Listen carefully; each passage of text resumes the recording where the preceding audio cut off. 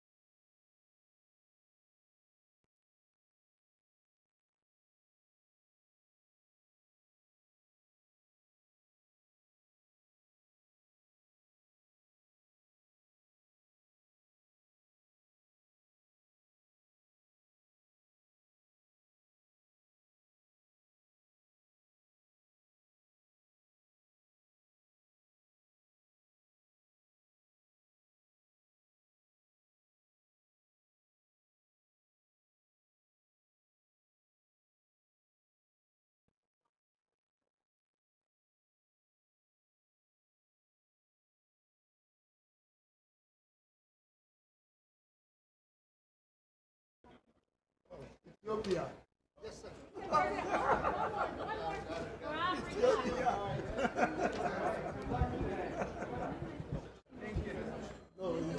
Oh, Mr. President, good morning. How are you? Could you speak at the end? I know, but maybe later. Thank you, sir.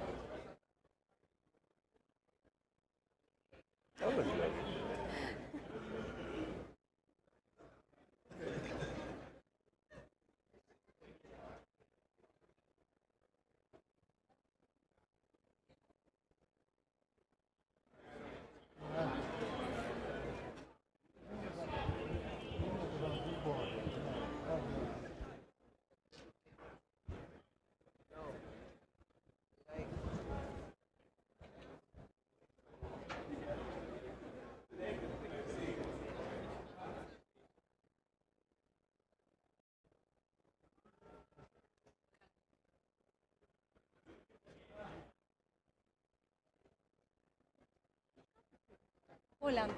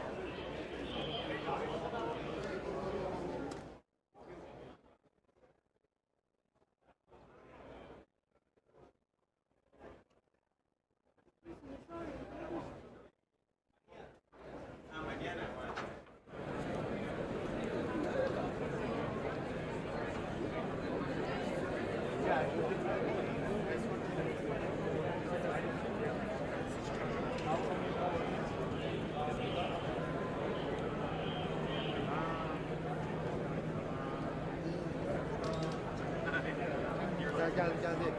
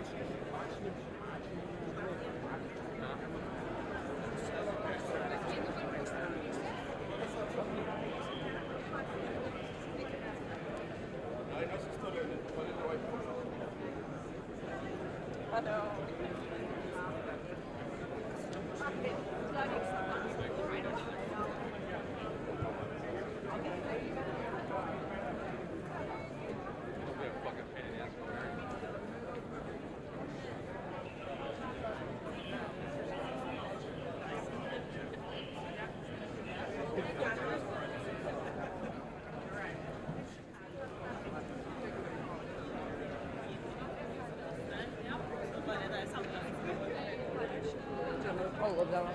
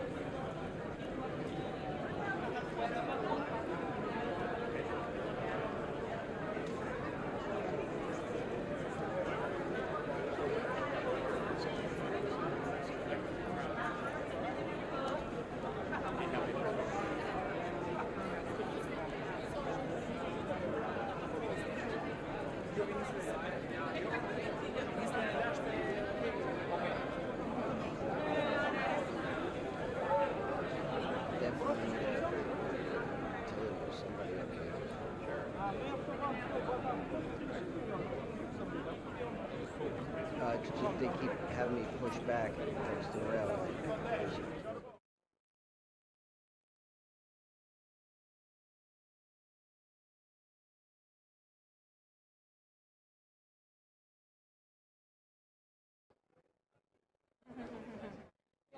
Be careful of the camera. Yeah, you.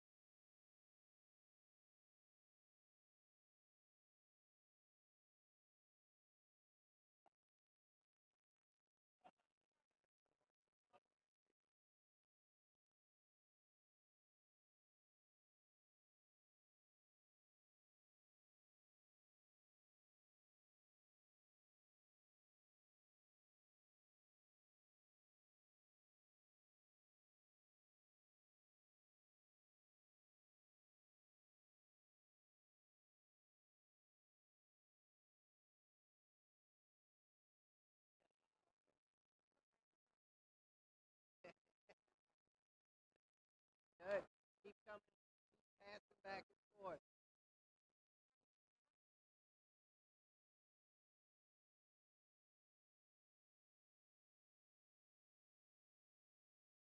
Pamela.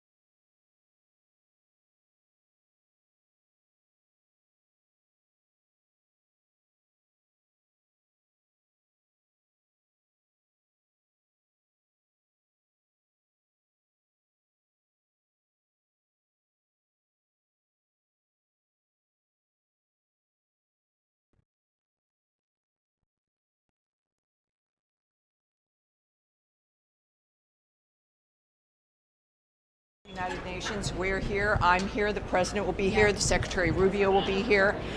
They're transparent, they've been very clear. The President obviously loves New York.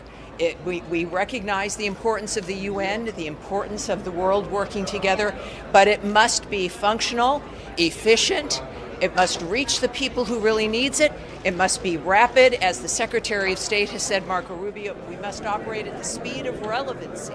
So it's because we care is why you're going to hear messages about reform and restoration, things that will take us into the future. Do you think the President will address the peace in DRC? I'm not going to get ahead of the President. He will address everything of importance to us. It's clear. He's made a difference in the world. He'll continue to. It's going to be a very exciting day. The door is open to the future.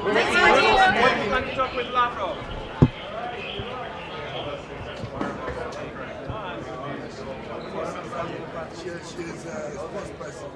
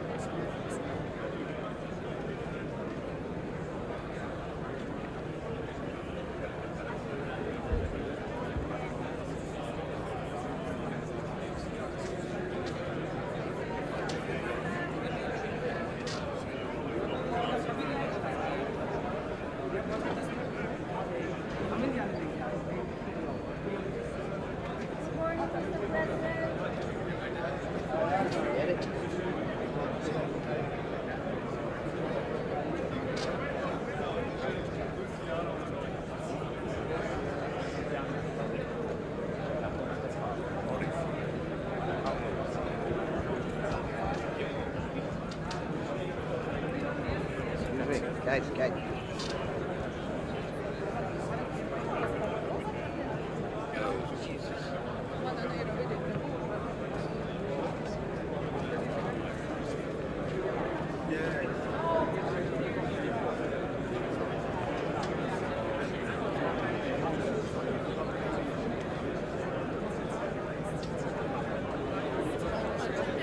Pode-se interpretar então.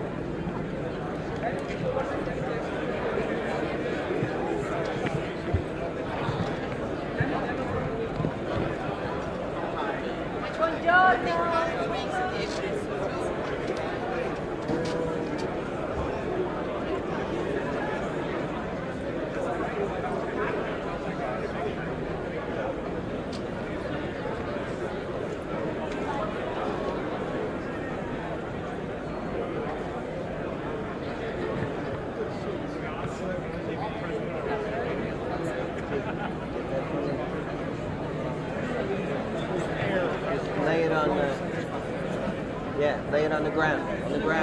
On the ground. Thank you.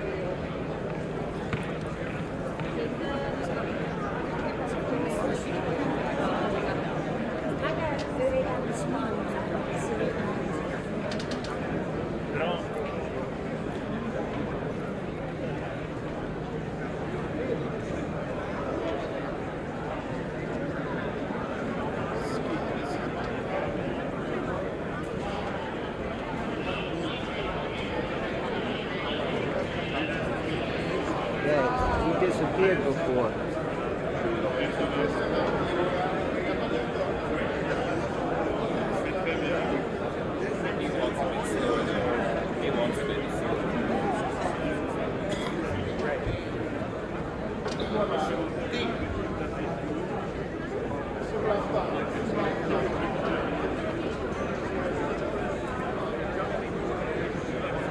Big motorcade's coming. I don't know who it is. Oh, really?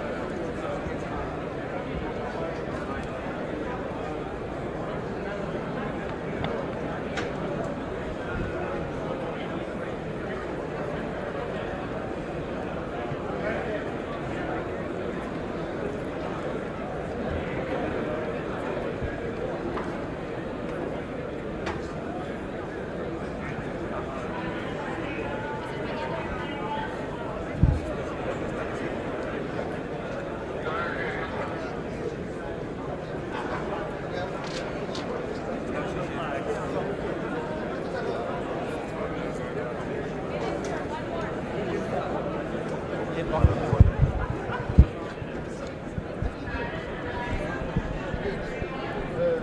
can we expect from Rwanda this 80 years of existence of the United Nations? Is to take stock about the 80 years of existence of the UN. You remember that the UN was created after the Holocaust, a genocide. But there are failures that happened during the last 80 years, including the genocide against the Tutsi in Rwanda. So, and we are a bit concerned actually with the resurgence of genocide ideology in our region, especially in Syria. So we will talk about the positive things, climate change, the digital transformation, the multilateralism that is important for all of us, but to also talk about how the UN will not commit the same mistakes that it has committed in the past by raising the alarm on the situation in our region. What about the Africa being part of the Security Council? That is important because now you know that when the UN Charter was adopted, only 4 African countries were independent and signed on the Charter. And now 2/3 of the items on the agenda of Security Council is about African conflict, African issues. Yet we don't have any single permanent member. So what we believe is that we need to have at least 2 African states as permanent member with all rights and privileges, including the veto right. So we believe in that. What about the ceasefire in DRC? Can you share something? It's coming. When are we seeing the ceasefire? We signed an important agreement, the Washington Peace Agreement, was mediated by the U.S. administration, the Trump administration. Now meetings are taking place in Washington of organs that are provided for by the process, the Washington peace process. But on the ground, we are concerned about the violation of the ceasefire, including the targeting of communities, Banyamulenge communities, which are being targeted as we speak with hate speech, with military attacks. So we hope that the U.S. and the Qatar and other mediators will help in putting back the agreement on the right track. Thank you. Thank you very much. Thank you.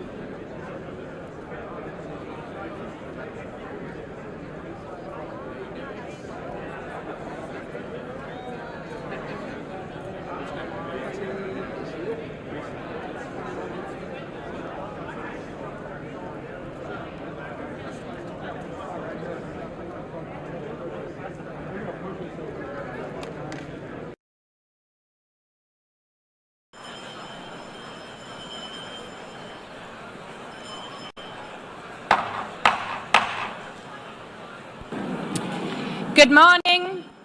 Good morning, heads of states, excellencies, dear guests, people watching from home. The 4th plenary meeting of the General Assembly is called to order. After our intense Monday, today starts the general debate of the 80th session. Before proceeding to the general debate, the Presiden Prabowo Subianto dijadwalkan menyampaikan pidato pada sesi debat umum Sidang Majelis Umum ke-80 Perserikatan Bangsa-Bangsa atau PBB di Markas Besar PBB New York pada Selasa 23 September.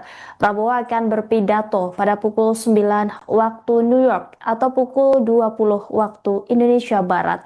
Prabowo akan berbicara pada urutan ketiga setelah Presiden Brasil Luiz Inácio Lula da Silva dan Presiden Amerika Serikat Donald Trump. Kehadiran ini menandai salah satu agenda utama dalam rangkaian kunjungan kerja Presiden ke Amerika Serikat. Berikut adalah video lengkap pidato Presiden Prabowo Subianto di Sidang Majelis Umum PBB.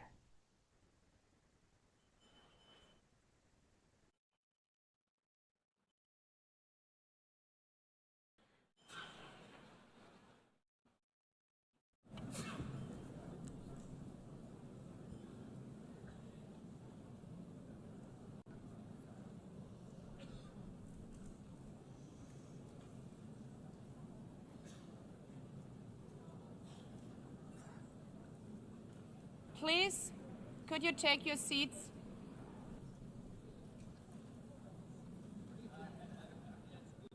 Let me begin with two words we have not been able to say often enough in this hall.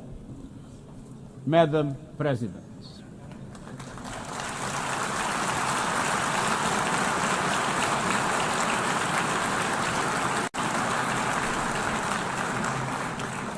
Excellencies, ladies and gentlemen, 8 years ago, in a world scorched by war, leaders made a choice: cooperation over chaos, law over lawlessness, peace over conflict.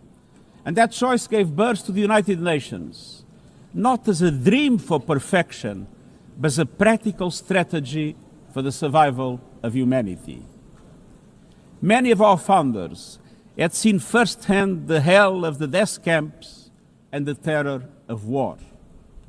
They knew that true leadership meant creating a system to prevent a replay of those horrors, a firewall against the flames of conflict and World War III, a forum for sovereign states to pursue dialogue and cooperation, and a concrete affirmation of an essential human truth: we are all in this together. And this General Assembly Hall is the heartbeat of that truth.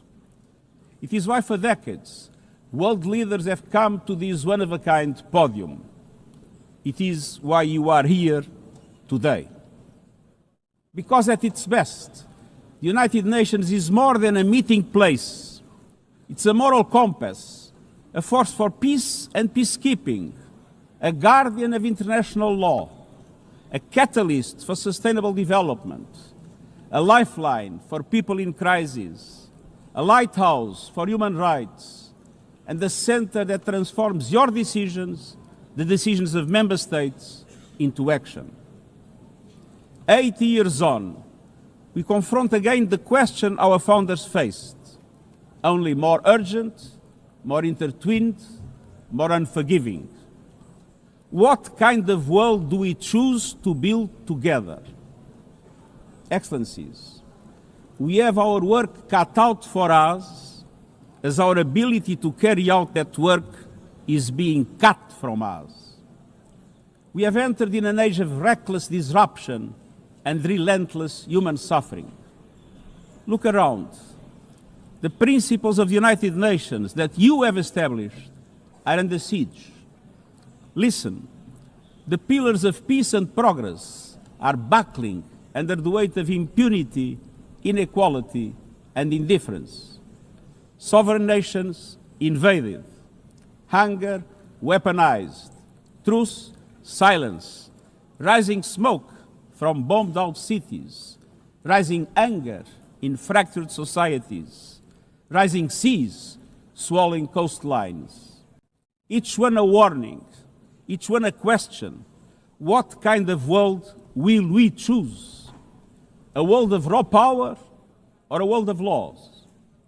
A world that is a scramble for self-interest or a world where nations come together? A world where might makes right, or a world of rights for all. It was multipolar, but there was no multilateral institutions. So let's be clear. International cooperation is not naivete. It is hard-headed pragmatism. In a world where there's leap borders, isolation is an illusion. No country can stop a pandemic alone. No army can halt rising temperatures. No algorithm can rebuild trust once it is broken. These are global stress tests of our system, our solidarity, and our resolve. I'm convinced we can pass these tests, and we must. Because people everywhere are demanding something better, and we owe them a system worthy of their trust and a future worthy of their dreams.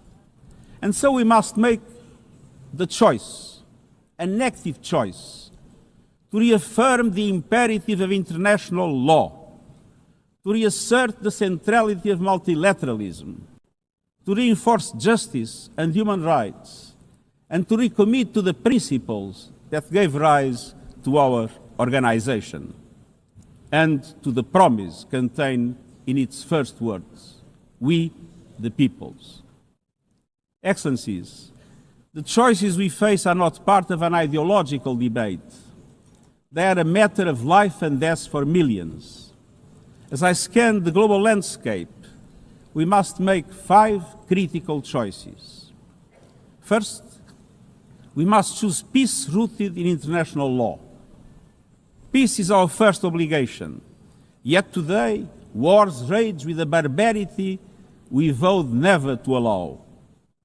Too often, the Charter is brandished when convenient and trampled when not. But the Charter is not optional. It is our foundation. And when the foundation cracks, everything built upon fractures. Around the world, we see countries acting as if the rules don't apply to them. We see humans treated as less than human, and we must call it out. Impunity is the mother of chaos, and it has spawned some of the most atrocious conflicts of our times. In Sudan, civilians are being slaughtered, starved, and silenced. Women and girls face unspeakable violence. There is no military solution. I urge all parties, including those in this hall, end the external support that is fueling this bloodshed. Push to protect civilians, because the Sudanese people deserve peace, dignity, and hope. In Ukraine, relentless violence continues to kill civilians, destroy civilian infrastructure, and threaten global peace and security. I commend recent diplomatic efforts by the United States and others. We must work for a full ceasefire and a just, lasting peace in accordance with the Charter, UN resolutions, and international law. In Gaza, the horrors are approaching a third monstrous year. They are the result of decisions that defy basic humanity. The scale of death and destruction are beyond any other conflict in my years as Secretary General. The International Court of Justice has issued legally binding provisional measures in the case named Application of the Convention on the Prevention and Punishment of the Crime of Genocide in the Gaza Strip. Since then, a famine has been declared and the killing has intensified. The measures stipulated by the ICJ must be implemented fully and immediately.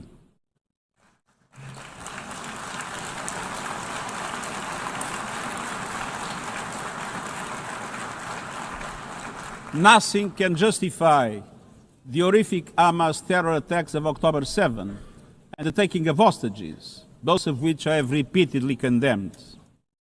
And nothing can justify the collective punishment of the Palestinian people and the systematic destruction of Gaza. We know what is needed. Permanent ceasefire now. All the hostages released now. Full humanitarian access now. And we must not relent in the only viable answer to sustainable Middle East peace, a two-state solution as so eloquently reaffirmed yesterday. We must urgently reverse dangerous trends on the ground. Relentless settler expansion and violence and the looming threat of annexation must stop. Everywhere, from Haiti to Yemen, to Myanmar and the Sahel and beyond, we must choose peace anchored in international law. The past year has brought glimmers of hope, including the ceasefire between Cambodia and Thailand and the agreement between Azerbaijan and Armenia brokered by the United States. But far too many crises continue unchecked. Impunity prevails, lawlessness is a contagion, it invites mayhem, accelerates terror, and risks a nuclear free-for-all. When accountability shrinks, graveyards grow. When UN staff and facilities are attacked, violating legal obligations, so too is the core of our ability to serve and deliver. The Security Council must live up to its responsibilities. It must be more representative, more transparent, and more effective. And beyond crisis response, we must tackle the injustices that ignite conflict: exclusion, inequality, impunity, and corruption. The surest way to silence the guns is to raise the volume for justice. Real security is born of fairness and opportunity for all. Excellencies, this leads me to my second point. We must choose human dignity and human rights. Human rights are not an ornament of peace, they're its bedrock. Human rights, economic, social, cultural, political, and civil, are universal, indivisible, and interdependent. Choosing rights means more than words. It means choosing justice over silence. It means protecting freedom and civic space, advancing equality for women and girls, confronting racism and discrimination in all its forms, protecting human rights defenders, journalists, and freedom of speech, and upholding the rights of refugees and migrants so that mobility is safe and in accordance with international law. Human rights are a daily battle, online and offline. They require political will. But dignity is not only about the protection of rights. It is about rights fulfilled through inclusive and resilient development. Rights that put an end to poverty and hunger. Rights that open doors to education, health, and opportunity. The Sustainable Development Goals are our shared roadmap for achieving these rights. But in order to make progress down this road, we need fuel. And that fuel is finance. We've seen what development done right can deliver. In the past decade, millions more have gained access to electricity, clean cooking solutions, and to the internet. Child marriage is in retreat. Women's representation is growing, but cuts to aid are wreaking havoc. They are a death sentence for many. For so many more, a stolen future. This is the great paradox of our time. We have the solutions, but we are siphoning off the fuel that would make it possible to make progress. To choose dignity, we must choose financial justice and solidarity. We need to reform the international financial architecture so that it drives development for all. With bigger and bolder multilateral development banks, lending more, and mobilizing more private capital for developing countries, with faster and fairer debt relief mechanisms helping every country in crisis, including middle-income countries. Protecting natural resources by tackling illicit financial flows and abusive tax practices that rob societies of their future. And global financial institutions that represent today's world, with far greater participation of developing countries in terms of their composition and their decision-making. So, let us choose a global economy that works for everyone, men and women. Let us choose human rights and dignity. And let us equip ourselves with the means to ensure a transition for people and the planet. Excellencies, this brings me to the third choice. We must choose climate justice. The climate crisis is accelerating, but so are the solutions. The clean energy future is no longer a distant promise. It's already here. No government, industry, or special interest can stop it. But some are trying, hurting economies, locking in higher prices, and squandering a historic opportunity. Fossil fuels are a losing bet. Last year, almost all new power capacity came from renewables, and the investment is surging. Renewables are the cheapest and fastest source of new power. They create jobs, drive growth, shield economies from volatile oil and gas markets, connect the unconnected, and can free us from the tyranny of fossil fuels. But not at today's pace. Clean energy investment remains uneven. 21st century grids and storage are not rolling out fast enough. And public subsidies, taking from taxpayer money, still flow to fossil fuels over clean energy by a factor of 9 to 1. Meanwhile, emissions, temperatures, and disasters keep rising. And those least responsible suffer the most.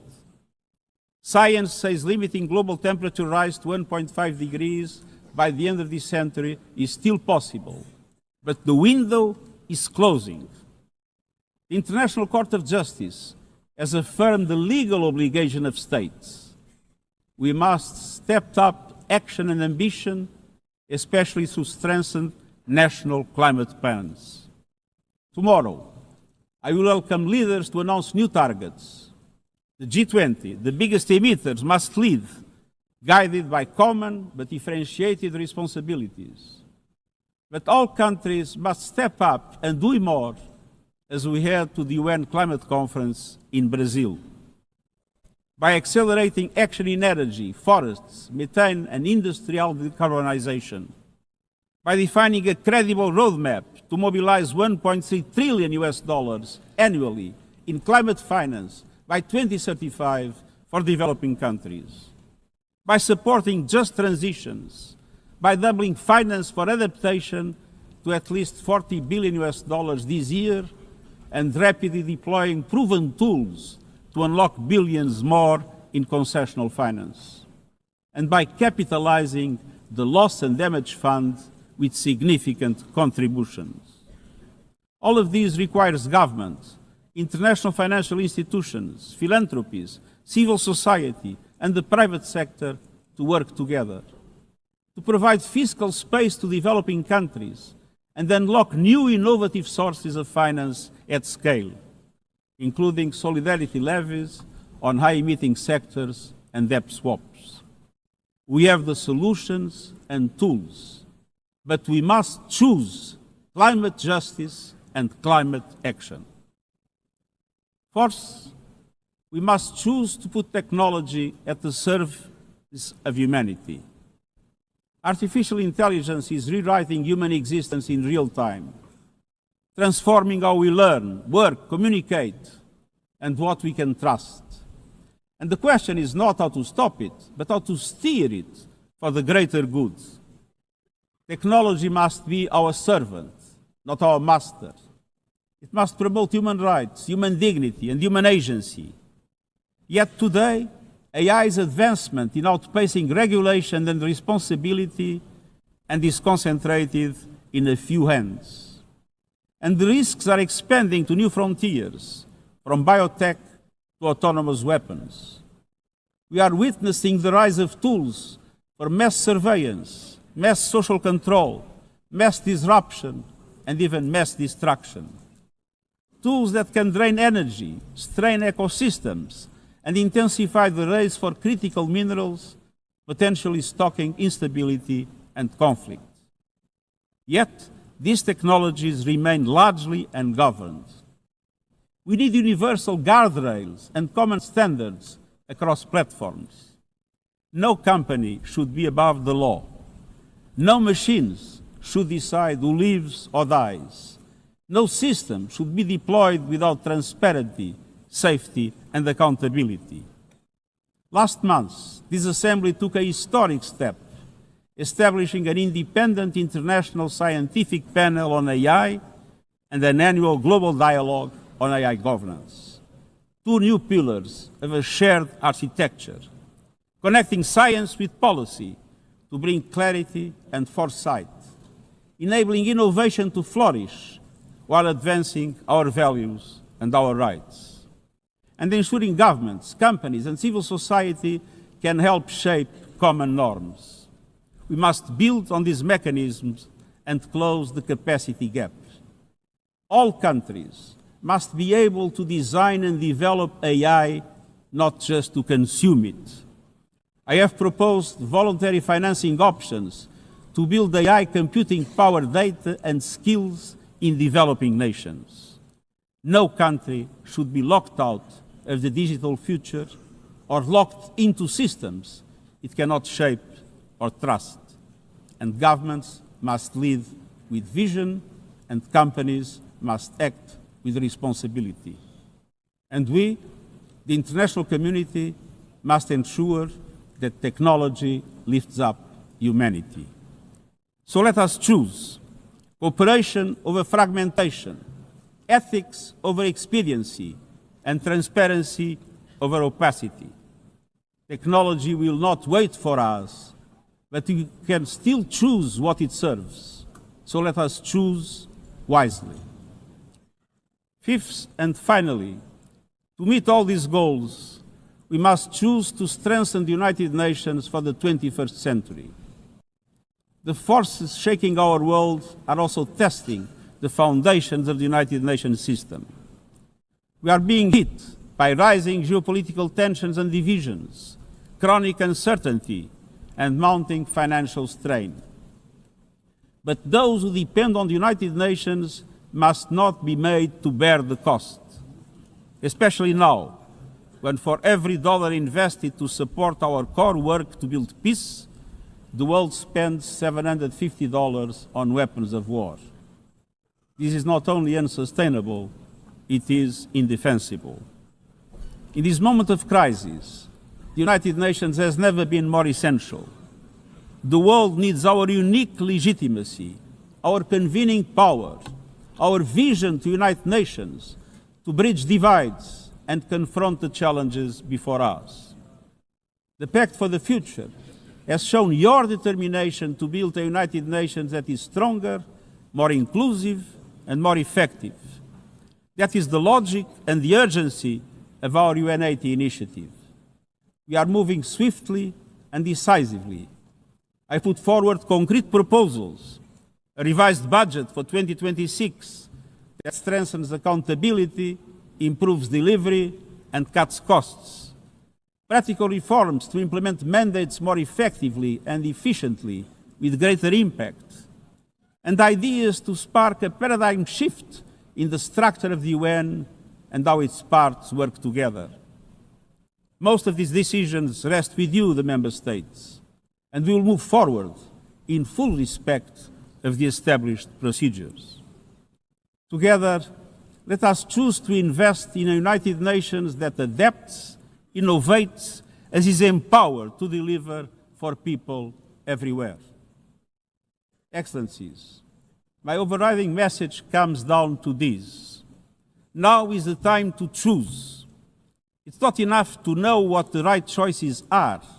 I urge you to make them. I grew up in a world where choices were few. I was raised in the darkness of dictatorship, where fear silenced voices and hope was nearly crushed. Yet, even the bleakest hours, especially then, I discovered a truth that has never left me. Power does not reside in the hands of those who dominate or divide. Real power resides from people, from our shared resolve to uphold dignity, to defend equality, to believe fiercely in our common humanity and the potential of every human being. I learned early to persevere, to speak out, to refuse to surrender, no matter the challenge, no matter the obstacle, no matter the hour. We must and we will overcome. Because in a world of many choices, there is one choice we must never make, the choice to give up.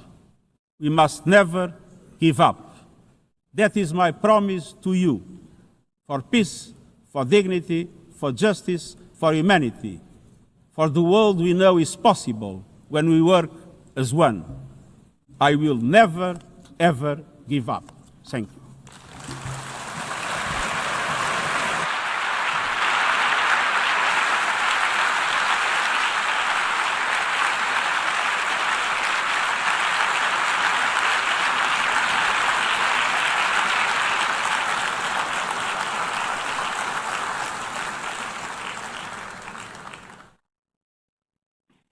I thank the Secretary General. The Assembly will now turn to agenda item 8, entitled General Debate.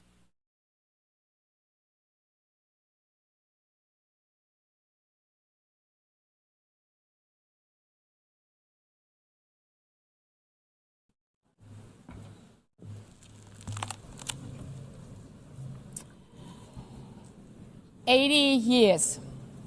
Longer than the average human life. This anniversary of the United Nations should have been a moment of celebration. But this is not an ordinary year. Just look at the state of our world, as the Secretary General described. Thousands of orphans in Gaza are wandering around the rubble, eating sand, drinking contaminated water. 90-year-old women in Ukraine are hiding from drones, trapped in their homes instead of living their final years in peace. Children in Haiti, too afraid to walk to school, afraid they might be gunned down by gangs like their friends.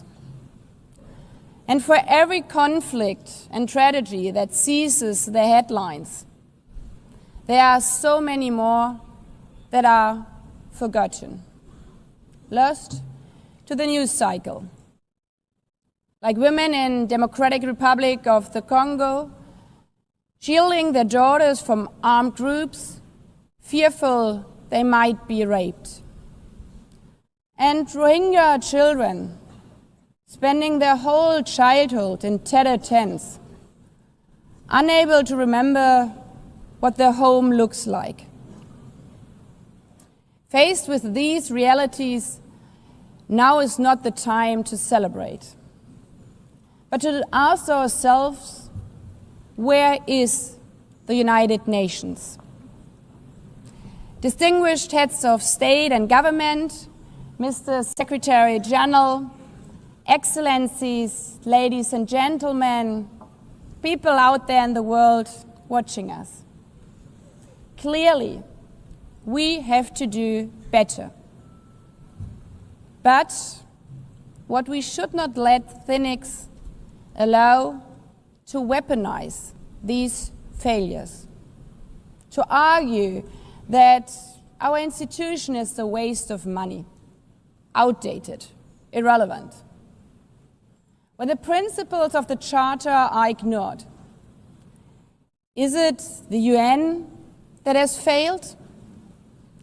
When tanks rolled into Ukraine, was it because Article 2 of the Charter is not clear enough about sovereignty and territorial integrity? When civilians, children, are killed in Gaza, is it humanitarian law at fault for failing to protect them? It's not the Charter which fails. It's not the UN as an institution which fails. The Charter, our Charter, is only as strong as member states' willingness to uphold it, and their willingness to hold to account those who violate it. Excellencies, yes, our world is in pain. Yes, we have failures. But imagine how much worse would it be without the United Nations? Would a single person be better off without it? Without UNICEF, 26 million children would not have received an education. Without the World Food Programme, nearly 125 million people would have lacked life-saving food assistance. Without the World Health Organization, over 1 billion vaccines would not have been supplied. Sometimes we could have done more, but we cannot let this dishearten us. If we stop doing the right thing, evil would prevail. This 80th session is not about big celebrations. It's about finding the resolve not to give up, the resolve to be better together, just as our predecessors did 8 decades ago. This institution was born in a world on fire and desperate for reprieve. 750 million, nearly a third of humanity back then, still under colonial rule. 2 world wars in a generation, 70 million dead. The horrors of the Holocaust revealed to our collective shame. This was a generation that knew almost nothing but suffering and despair. The signing of the Charter in 1945 gave hope to millions, gave us a North Star that guided our path from the ashes of war, helped guide nations from colonial rule into independent states, helped end apartheid. Across the decades, the United Nations has been a compass pointing toward peace, humanity, and justice. We have not always succeeded, but the story of this institution is not a story of easy victories. It's a story of falling and rising, of pulling ourselves and each other back up and trying harder. We gather here for the 80th time, not for empty celebration, not out of ritual, not to hear our own voices. We gather to prove that this institution matters, and that through this institution, every nation represented here, no matter how big or small, can summon again the strength and unity first shown in San Francisco 80 years ago. The courage and resolve of world leaders who, even while some called them back then naive, believed they could build a better world from the wreckage of the old. They showed then what true leadership is. It's not about imposing your will or putting others down. True leadership is about lifting others up, not out of altruism, but for our mutual benefit, and even out of our self-interest. Because as our founders and every architect of peace since then has understood, helping others is what makes ultimately our own countries stronger. Could any state have faced the global pandemic alone? the virus did not have any passport. We were only able to solve it at the end with the support of the World Health Organization. The climate crisis does not stop at borders. CO2 emissions anywhere affect people everywhere.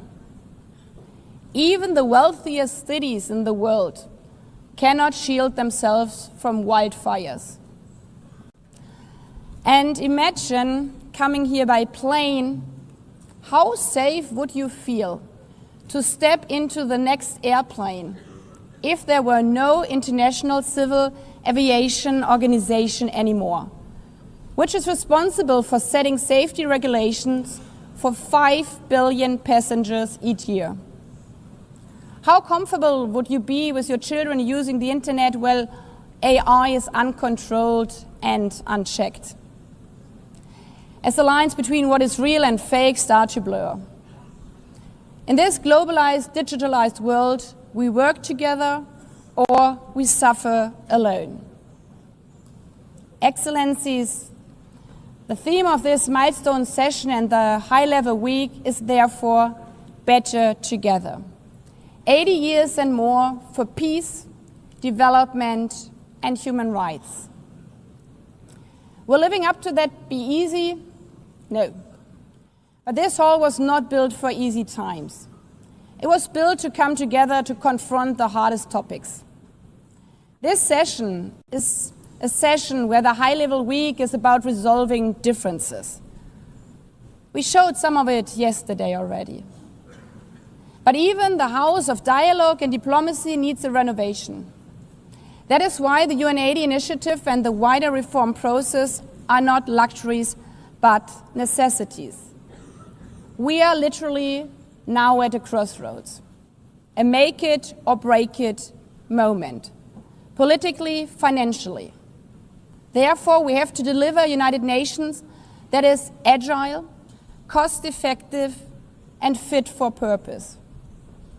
Member States have to give the Secretary General and this process their full support, because reform cannot stop in New York. It must carry through to every capital. That includes delivering the Pact for the Future and accelerating progress on the Sustainable Development Goals. Again, this is not about charity.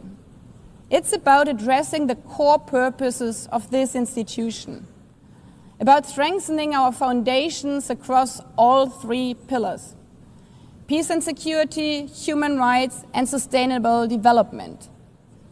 They are inseparable. Leaving hundreds of millions trapped in extreme poverty, vulnerable to crisis, and denied their human rights is not only a moral failure, it's a recipe for global unrest, terrorism, and a tragic waste of humanity's greatest resource, its people. Put it simply, without the SDGs, there cannot be lasting peace.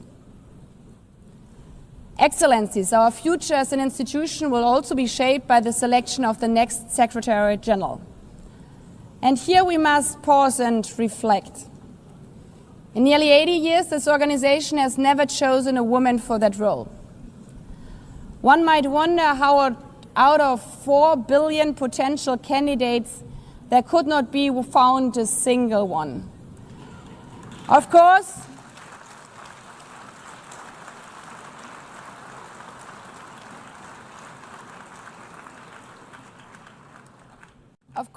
the choice rests with member states. But those of you having been there yesterday celebrating Beijing, one strong female leader after the other from all our continents. Like 80 years ago, we are standing at a crossroads. And it's up to us, to every single member state, to live up to the same leadership as your predecessors did, to act when action is needed, to uphold the principles of our charter, to be better together, to show the people around the world that this United Nation is there. Today, tomorrow, and for the next 8 decades. Because, after all, it's the life insurance for every country. Thank you.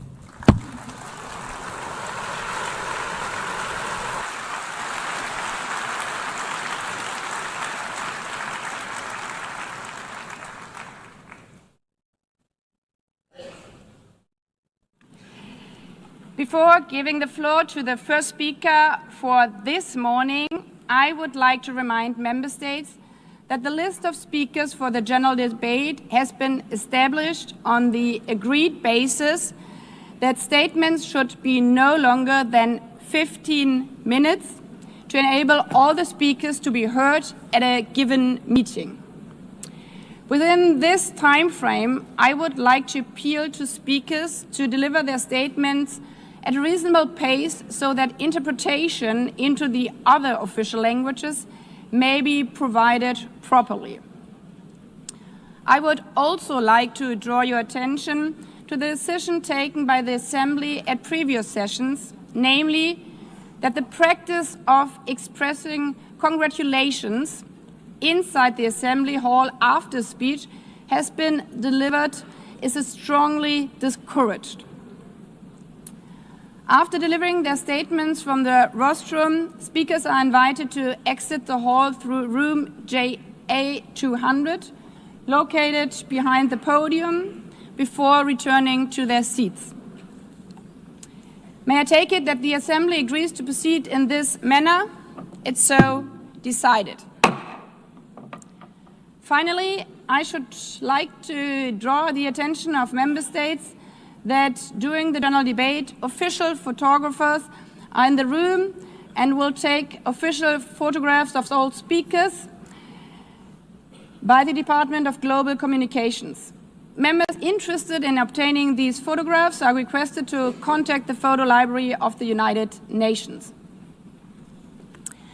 By this, the Assembly will hear an address by His Excellency Luiz Inácio Lula da Silva, President of the Federative Republic of Brazil.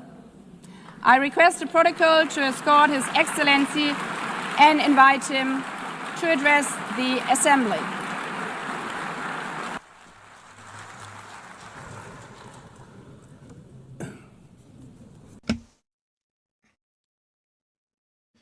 Madam President of the General Assembly, Analina Berbuki, Mr. Secretary General Antonio Guterres, dear heads of state and government, and representatives of the member states gathered here. This should be a time to celebrate the United Nations. Created at the end of the war, the UN symbolizes the highest expression of the aspiration for peace and prosperity. Today, however, the ideals that inspired its founders in San Francisco are under threat as never before in their history. Multilateralism is at a new crossroads. The organization's authority is in check. We are witnessing the consolidation of an international order marked by repeated concessions to power play. Attacks on sovereignty, arbitrary sanctions, and unilateral interventions are becoming the rule. There is a clear parallel between the multilateralism crisis and the weakening of democracy. Authoritarianism is strengthened when we fail to act in the face of arbitrary acts, when the international society falters in defending peace, sovereignty, and the rule of law. The consequences are tragic. Throughout the world, anti-democratic forces are trying to subjugate institutions and stifle freedoms. They worship violence, praise ignorance, act as physical and digital militias, and restrict the press. Even under an unprecedented attack, Brazil chose to resist and defend its democracy, regained 40 years ago by its people after 2 decades of dictatorial governments. There is no justification for unilateral and arbitrary measures against our institutions and our economy. The aggression against the independence of the judiciary branch of power is unacceptable. This interference in domestic affairs is aided by a subservient far right who is nostalgic of past hegemonies. False patriots plan and publicly promote actions against Brazil. Peace cannot be achieved with impunity. A few days ago, and for the first time in 525 years of our history, a former head of state was convicted of attacking the democratic rule of law. He was investigated, indicted, trialed, and held accountable for his actions in a meticulous process. He has the right to defend himself was secured, a prerogative that dictatorships deny to their victims. Before the eyes of the world, Brazil sent a message to all aspiring autocrats and those who support them. Our democracy, our sovereignty are non-negotiable.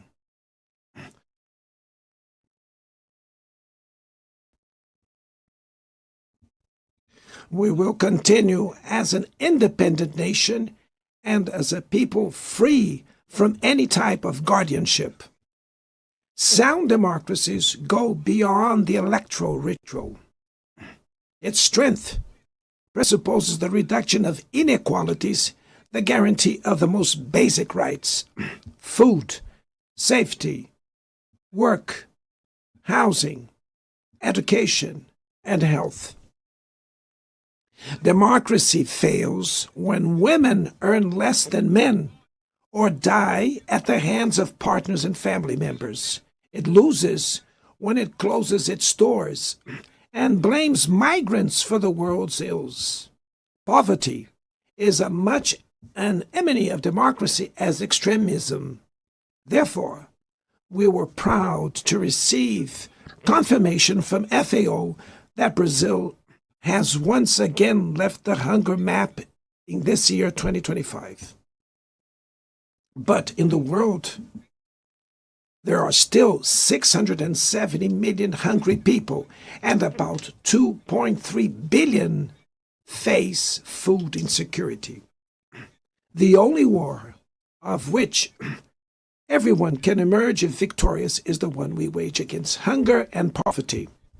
This is the goal of the global alliance we launched at the G20 and which has the support of 103 countries. The international community needs to revise its priorities, reduce arms spending, and increase development aid. Relieve the service of the foreign debt of the poorest countries, above all African nations, and set minimum global tax standards so that the super rich pay more taxes than workers. Democracy is also measured by the ability to protect families and the childhood. Digital platforms offer possibilities for us to come together in ways we never imagined. But they have been used for sowing intolerance, misogyny, xenophobia, and misinformation. The internet cannot be a land of lawlessness. It's up to governments to protect the most vulnerable. Regulating does not mean restraining freedom of expression. It's about ensuring that what is already illegal in the real world is treated the way in the virtual environment. Attacks on regulation serve to cover up hidden interests and provide shelter for crimes such as fraud, human trafficking, pedophilia, and attacks against democracy. The Brazilian parliament was right to rush to address this issue. Last week, I proudly enacted one of the world's most advanced laws for the protection of children and adolescents in the digital environment. Also, we sent draft bills to the National Congress to foster competition in digital markets and to encourage the installation of sustainable data centers.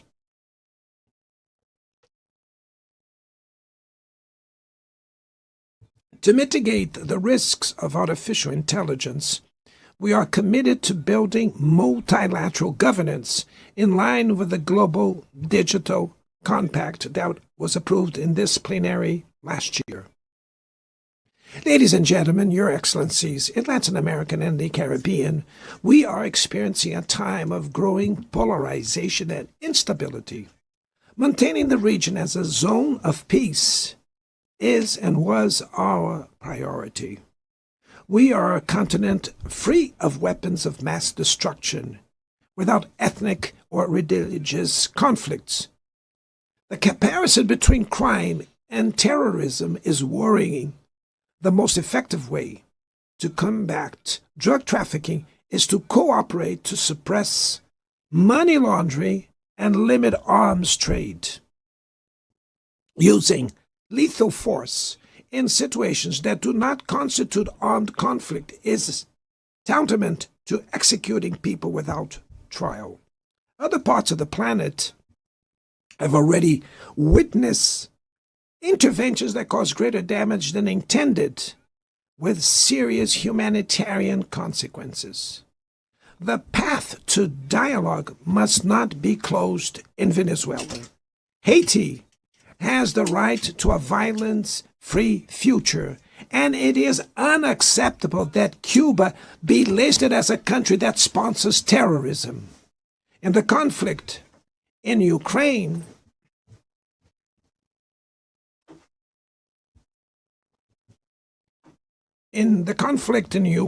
we all already know that there will be no military solution.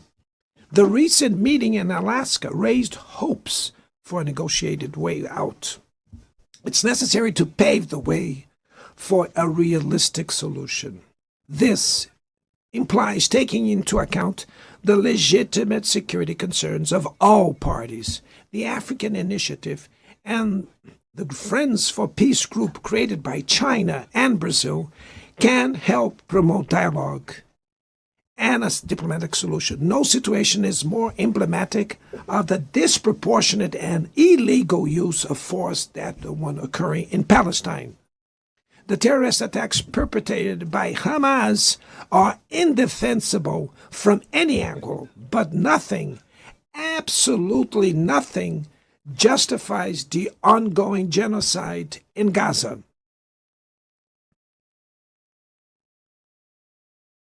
There, under tons of rubble, are buried tens of thousands of innocent women and children. There, we can see that international humanitarian law and the myth of ethical exceptionalism of the West are also being buried there. This massacre would not have happened without the complicity of those who could have prevented it. In Gaza, hunger is used as a weapon of war, and the forced displacement of populations goes on unpunished. I express my admirations to the Jews who, inside and outside Israel, oppose this collective punishment. The Palestinian people are at risk of disappearing. They will only survive with an independent state integrated to the international community. This is the solution defended by more than 150 UN members, reaffirmed yesterday here in this very plenary, but bared by a single veto. It is regrettable that President Mahmoud Abbas was prevented by the host country of occupying the Palestinian bench at this historical moment.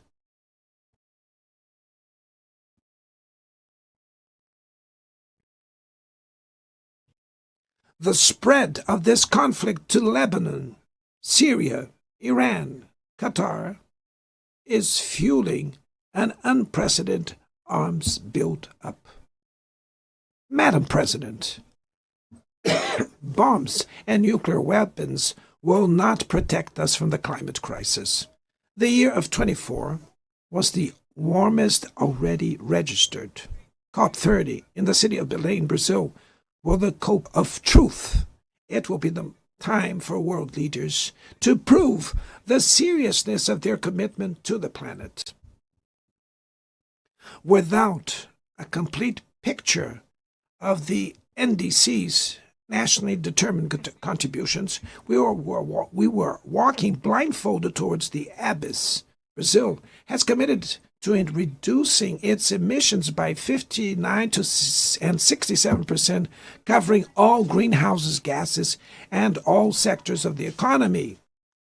Developing nations face climate change while grappling with other challenges. Meanwhile, rich countries enjoy a standard of living reached at the expense of 200 years of greenhouse gas emissions, demanding greater ambition and greater access to resources and technology. It's not a matter of charity, but of justice. The race for critical minerals essential for energy transition cannot reproduce the predatory and asymmetrical logic that has characterized recent centuries. In Belém City, the world will learn about the reality of the Amazon. Brazil has already reduced deforestation by half in the region in the last 2 years. Eradicating it requires ensuring decent living conditions for its millions of inhabitants. Promoting sustainable development is the objective of the Tropical Forest Forever facility, which Brazil intends to launch to compensate countries that keep their forests standing. But the time has come to move from the negotiation phase to the implementation stage. The world owes a lot to the regime created by the Climate Convention. Climate change needs to be brought to the heart of the UN so that it gets the attention it deserves. A council linked to the General Assembly with the power and legitimacy to monitor commitments provide coherence to climate action. This is a fundamental step towards a broader reform of the organization, which would also include an expanded Security Council in the 2 member categories. Few areas have worsened as much as the multilateral trading system.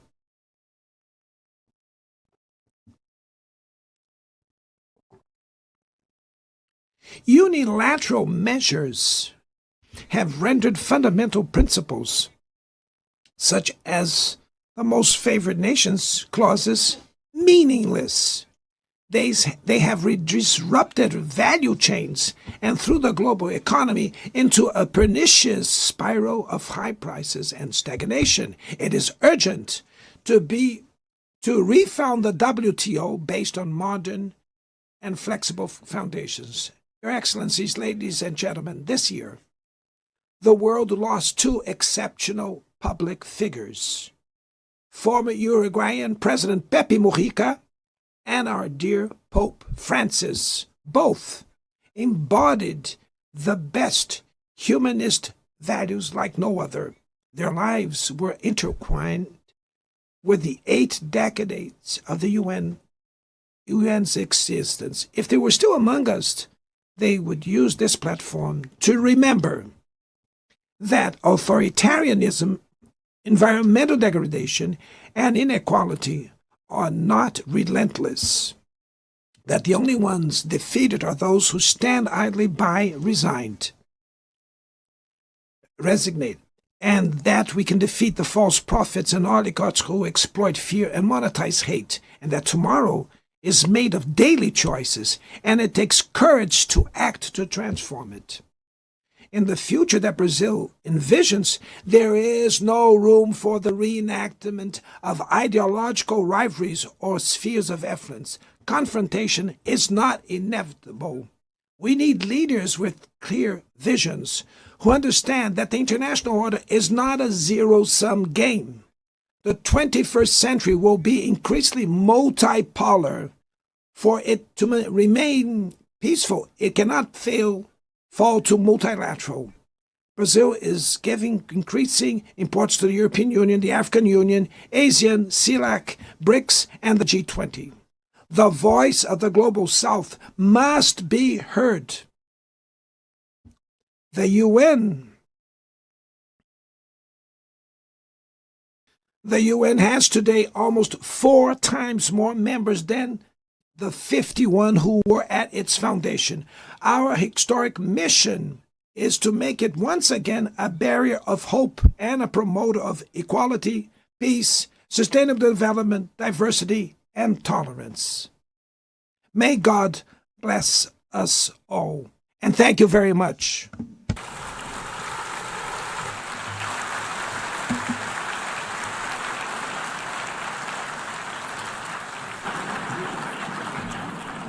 On behalf of the Assembly, I wish to thank the President of the Federative Republic of Brazil,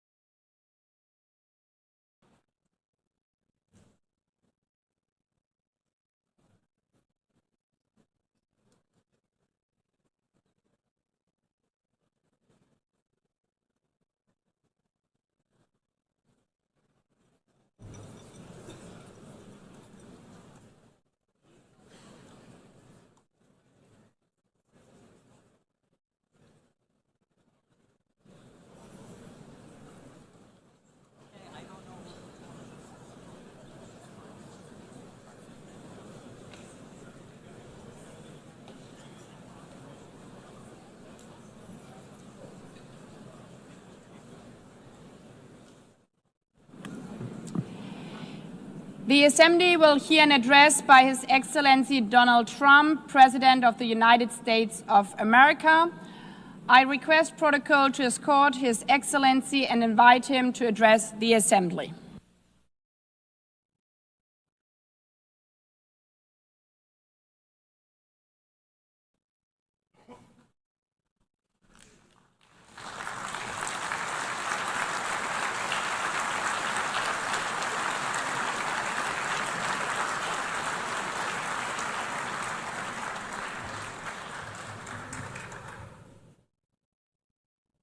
Thank you very much. Very much appreciated.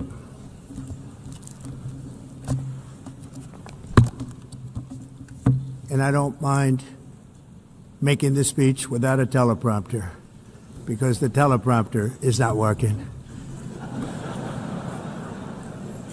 I feel very happy to be up here with you nevertheless, and that way you speak more from the heart. I can only say that whoever's operating this teleprompter is in big trouble.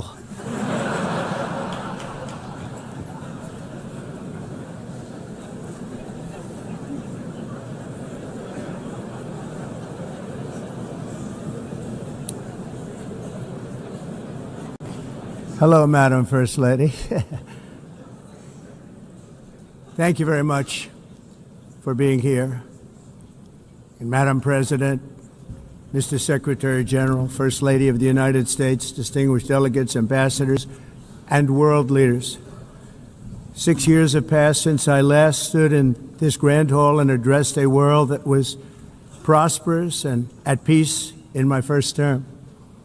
Since that day, the guns of war have shattered the peace I forged on 2 continents. An era of calm and stability gave way to one of the great crises of our time. And here in the United States, 4 years of weakness, lawlessness, and radicalism under the last administration delivered our nation into a repeated set of disasters. 1 year ago, our country was in deep trouble, but today, just 8 months into my administration, we are the hottest country anywhere in the world, and there is no other country even close. America is blessed with the strongest economy, the strongest borders, the strongest military, the strongest friendships, and the strongest spirit of any nation on the face of the earth. This is indeed the golden age of America. We are rapidly reversing the economic calamity we inherited from the previous administration, including ruinous price increases and record-setting inflation like we've never had before. Under my leadership, energy costs are down, gasoline prices are down, grocery prices are down, mortgage rates are down, and inflation has been defeated. The only thing that's up is the stock market, which just hit a record high. In fact, it hit a record high 48 times in the last short period of time. Growth is surging, manufacturing is booming. The stock market, as I said, is doing better than it's ever done. And all of you in this room benefit by that, almost everybody. And importantly, workers' wages are rising at the fastest pace in more than 60 years. And that's what it's all about, isn't it?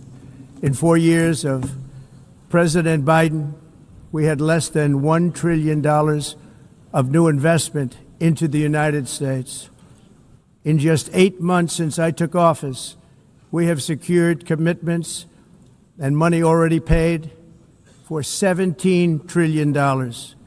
Think of it, 4 years, less than $1 trillion, 8 months, much more than $17 trillion is being invested in the United States, and it's now pouring in from all parts of the world. We've implemented the largest tax cuts in American history and the largest regulation cuts in American history, making this once and again the best country on earth to do business. And many of the people in this room are investing in America, and it's turned out to be an awfully good investment during this 8-month period. In my first term, I built the greatest economy in the history of the world. We had the best economy ever, history of the world. And I'm doing the same thing again, but this time it's actually much bigger and even better. The numbers far surpass my record-setting first term. On our southern border, we have successfully repelled a colossal invasion. And for the last 4 months, and that's 4 months in a row, the number of illegal aliens admitted and entering our country has been 0. Hard to believe, because if you look back just a year ago, it was millions and millions of people pouring in from all over the world, from prisons, from mental institutions, drug dealers. All over the world they came. They just poured into our country with the ridiculous open border policy of the Biden administration.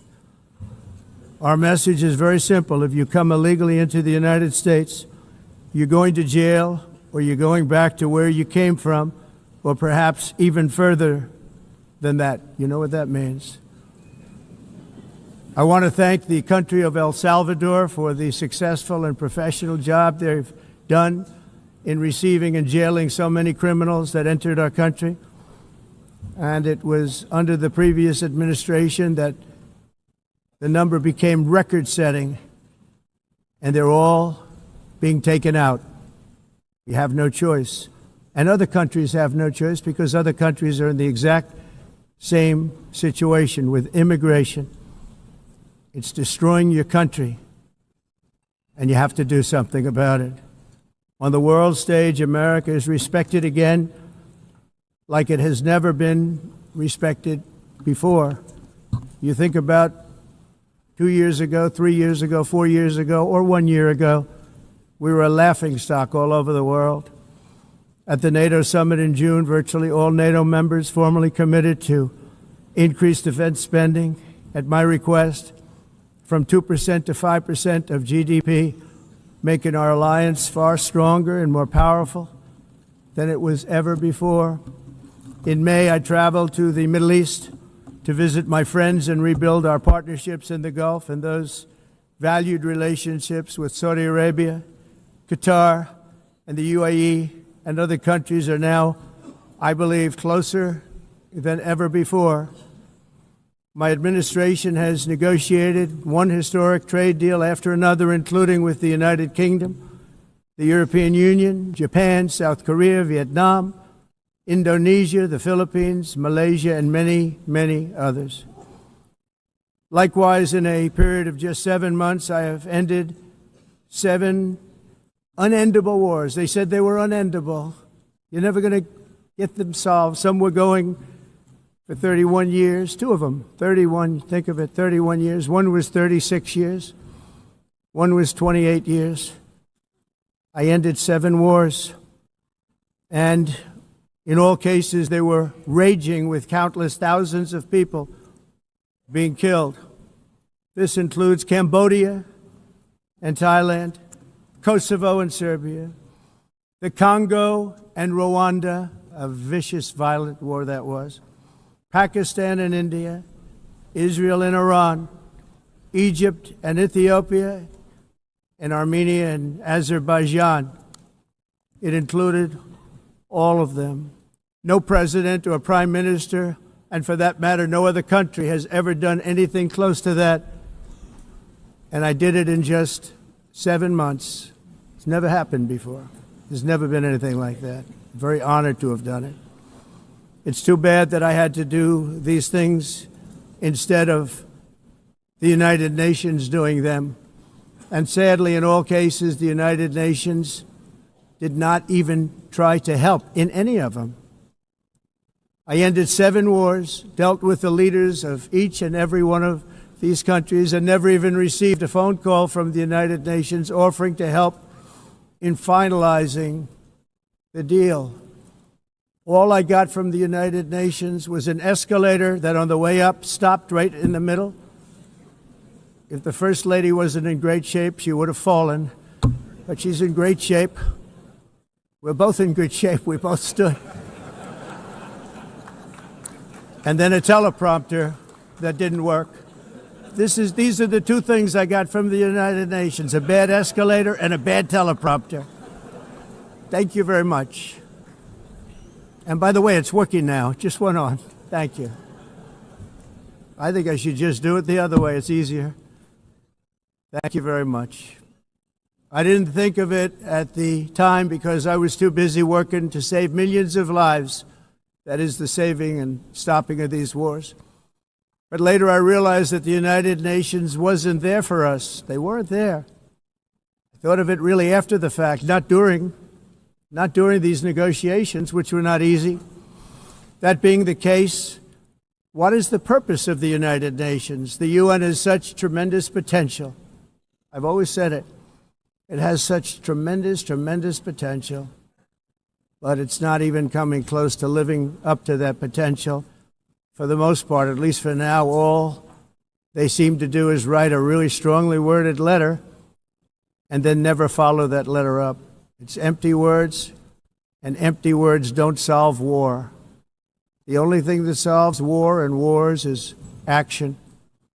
Now, after ending all of these wars and also earlier negotiating the Abraham Accords, which is a very big thing for which our country received no credit, never receives credit. Everyone says that I should get the Nobel Peace Prize for each one of these achievements. But for me, the real prize will be the sons and daughters who live to grow up with their mothers and fathers, because millions of people are no longer being killed in endless and unglorious wars. What I care about is not winning prizes, it's saving lives. We saved millions and millions of lives with the 7 wars. And we have others that we're working on, and you know that. Many years ago, a very successful real estate developer in New York, known as Donald J. Trump, I bid on the renovation and rebuilding of this very United Nations complex. I remember it so well. I said at the time that I would do it for $500 million, rebuilding everything. It would be beautiful. I used to talk about, I'm going to give you marble floors, they're going to give you terrazzo. I'm going to give you the best of everything. You're going to have mahogany walls. They're going to give you plastic. But they decided to go in another direction, which was much more expensive at the time, and which actually produced a far inferior product. And I realized that they did not know what they were doing when it came to construction, and that their building concepts were so wrong, and the product that they were proposing to build was so bad and so costly. Getting stuck on the escalator, they still haven't finished the job. They still haven't finished. That was years ago. The project was so corrupt that Congress actually asked me to testify before them on the tremendous waste of money, because it turned out that they had no idea what it was, but they knew it was anywhere between $2 and $4 billion as opposed to $500 million with a guarantee. But they had no idea, and I said it cost much more than $5 billion. Unfortunately, many things in the United Nations are happening just like that, but on an even much bigger scale, much, much bigger. Very sad to see. Whether the UN can manage to play a productive role, I've come here today to offer the hand of American leadership and friendship to any nation in this assembly that is willing to join us in forging a safer, more prosperous world. And it's a world that we'll be much happier with. A dramatically better future is within our reach. But to get there, we must reject the failed approaches of the past and work together to confront some of the greatest threats in history. There is no more serious danger to our planet today than the most powerful and destructive weapons ever devised by man, of which the United States, as you know, has many.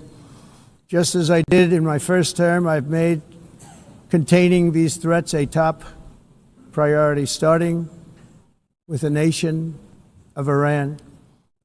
My position is very simple. The world's #1 sponsor of terror can never be allowed to possess the most dangerous weapon. That's why shortly after taking office, I sent the so-called Supreme Leader a letter making a generous offer. I extended a pledge of full cooperation in exchange for a suspension of Iran's nuclear program. The regime's answer was to continue their constant threats to their neighbors and U.S. interests throughout the region, and some great countries that are right nearby. Today, many of Iran's former military commanders, in fact, I can say almost all of them, are no longer with us. They're dead. And 3 months ago, in Operation Midnight Hammer, 7 American B-2 bombers dropped the 14 30,000-pound each bombs on Iran's key nuclear facilities, totally obliterating everything. No other country on earth could have done what we did. No other country has the equipment to do what we did. We have the greatest weapons on earth. We hate to use them. But we did something that for 22 years people wanted to do. With Iran's nuclear enrichment capacity demolished, I immediately brokered an end to the 12-day war, as it's called, between Israel and Iran, with both sides agreeing to fight no longer. As everyone knows, I have also been deeply engaged in seeking a ceasefire in Gaza. Have to get that done. Have to get it done. Unfortunately, Hamas has repeatedly rejected reasonable offers to make peace. We can't forget October 7th, can we? Now, as if to encourage continued conflict, some of this body is seeking to unilaterally recognize a Palestinian state. The rewards would be too great for Hamas terrorists for their atrocities. This would be a reward for these horrible atrocities, including October 7th, even while they refuse to release the hostages or accept a ceasefire. Instead of giving to Hamas and giving so much, because they've taken so much, they have taken so much. This could have been solved so long ago. But instead of giving in to Hamas's ransom demands, those who want peace should be united with one message: release the hostages now. Just release the hostages now. Thank you.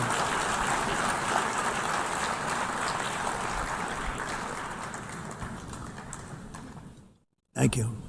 As we have got to come together, and we will come together, got to get it done. We have to stop the war in Gaza immediately. We have to stop it. We have to get it done. We have to negotiate, immediately have to negotiate peace. We got to get the hostages back. We want all 20 back. We don't want 2 and 4. As you know, I got, along with Steve Witkoff and others that helped us, Marco Rubio, we got most of them back. We were involved in all of them. But I always said the last 20 are going to be the hardest, and that's exactly what happened. We have to get them back now. We don't want to get back 2, and then another 2, and then 1, and then 3. Have this process. No, we want them all back, and we want the actually 38 dead bodies back too. Those parents came to me, and they want them back, and they want them back very quickly and very badly, as though they were alive. They want them. They want them every bit as much as if their son or daughter were alive. I've also been working relentlessly, stopping the killing in Ukraine. I thought that would be, of the 7 wars that I stopped, I thought that would be the easiest because of my relationship with President Putin, which had always been a good one. I thought that was going to be the easiest one. But you know, in war, you never know what's going to happen. There are always lots of surprises, both good and bad. Everyone thought Russia would win this war in 3 days, but it didn't work out that way. It was supposed to be just a quick little skirmish. It's not making Russia look good. It's making them look bad. No matter what happens from here on out, this was something that should have taken a matter of days, certainly less than a week. And they've been fighting for 3.5 years and killing anywhere from 5,000 to 7,000 young soldiers, mostly soldiers, on both sides, every single week, from 5,000 to 7,000 dead young people, and some in cities, much smaller numbers, where rockets are shot, where drones are dropped. This war would never have started if I were president. This was a war that should have never happened. It shows you what leadership is, what bad leadership can do to a country. Look what happened to the United States, and look where we are right now in just a short period of time. The only question now is how many more lives will be needlessly lost on both sides. China and India are the primary funders of the ongoing war by continuing to purchase Russian oil. But inexcusably, even NATO countries have not cut off much Russian energy and Russian energy products, which, as you know, I found out about 2 weeks ago, and I wasn't happy. Think of it. They're funding the war against themselves. Who the hell ever heard of that one?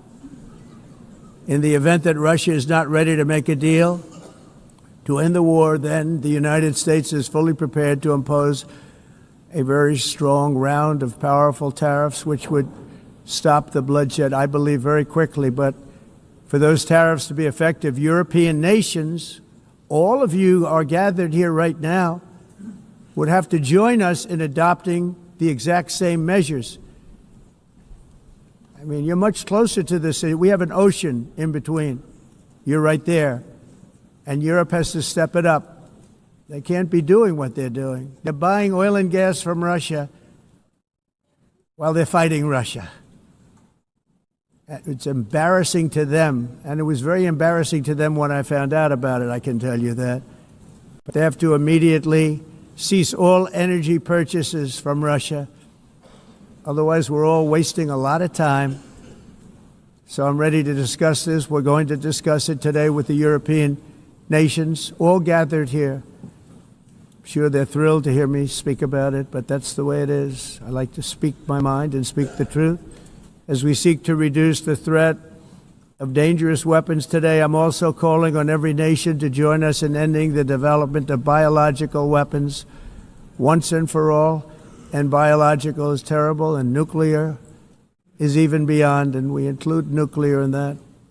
We want to have a cessation of the development of nuclear weapons. We know, and I get to view it all the time. Sir, would you like to see? And I look at weapons that are so powerful that We just can't ever use them. If we ever use them, the world literally might come to an end. There would be no United Nations to be talking about. There would be no nothing. Just a few years ago, reckless experiments overseas gave us a devastating global pandemic. Yet despite that worldwide catastrophe, many countries are continuing extremely risky research into bioweapons and man-made pathogens. This is unbelievably dangerous. To prevent potential disasters, I'm announcing today that my administration will lead an international effort to enforce biological weapons convention, which is going to be meeting with the top leaders of the world by pioneering an AI verification system that everyone can trust. Hopefully the UN can play a constructive role, and it will also be one of the early projects under AI. Let's see how good it is, because a lot of people are saying it could be one of the great things ever, but it also can be dangerous, but it can be put to tremendous use and tremendous good, and this would be an example of that. Not only is the UN not solving the problems it should, too often, it's actually creating new problems for us to solve. The best example is the number one political issue of our time, the crisis of uncontrolled migration. It's uncontrolled. Your countries are being ruined. The United Nations is funding an assault on Western countries and their borders. In 2024, the UN budgeted $372 million in cash assistance to support an estimated 624,000 migrants journeying into the United States. Think of that. The UN is supporting people that are illegally coming into the United States, and then we have to get them out.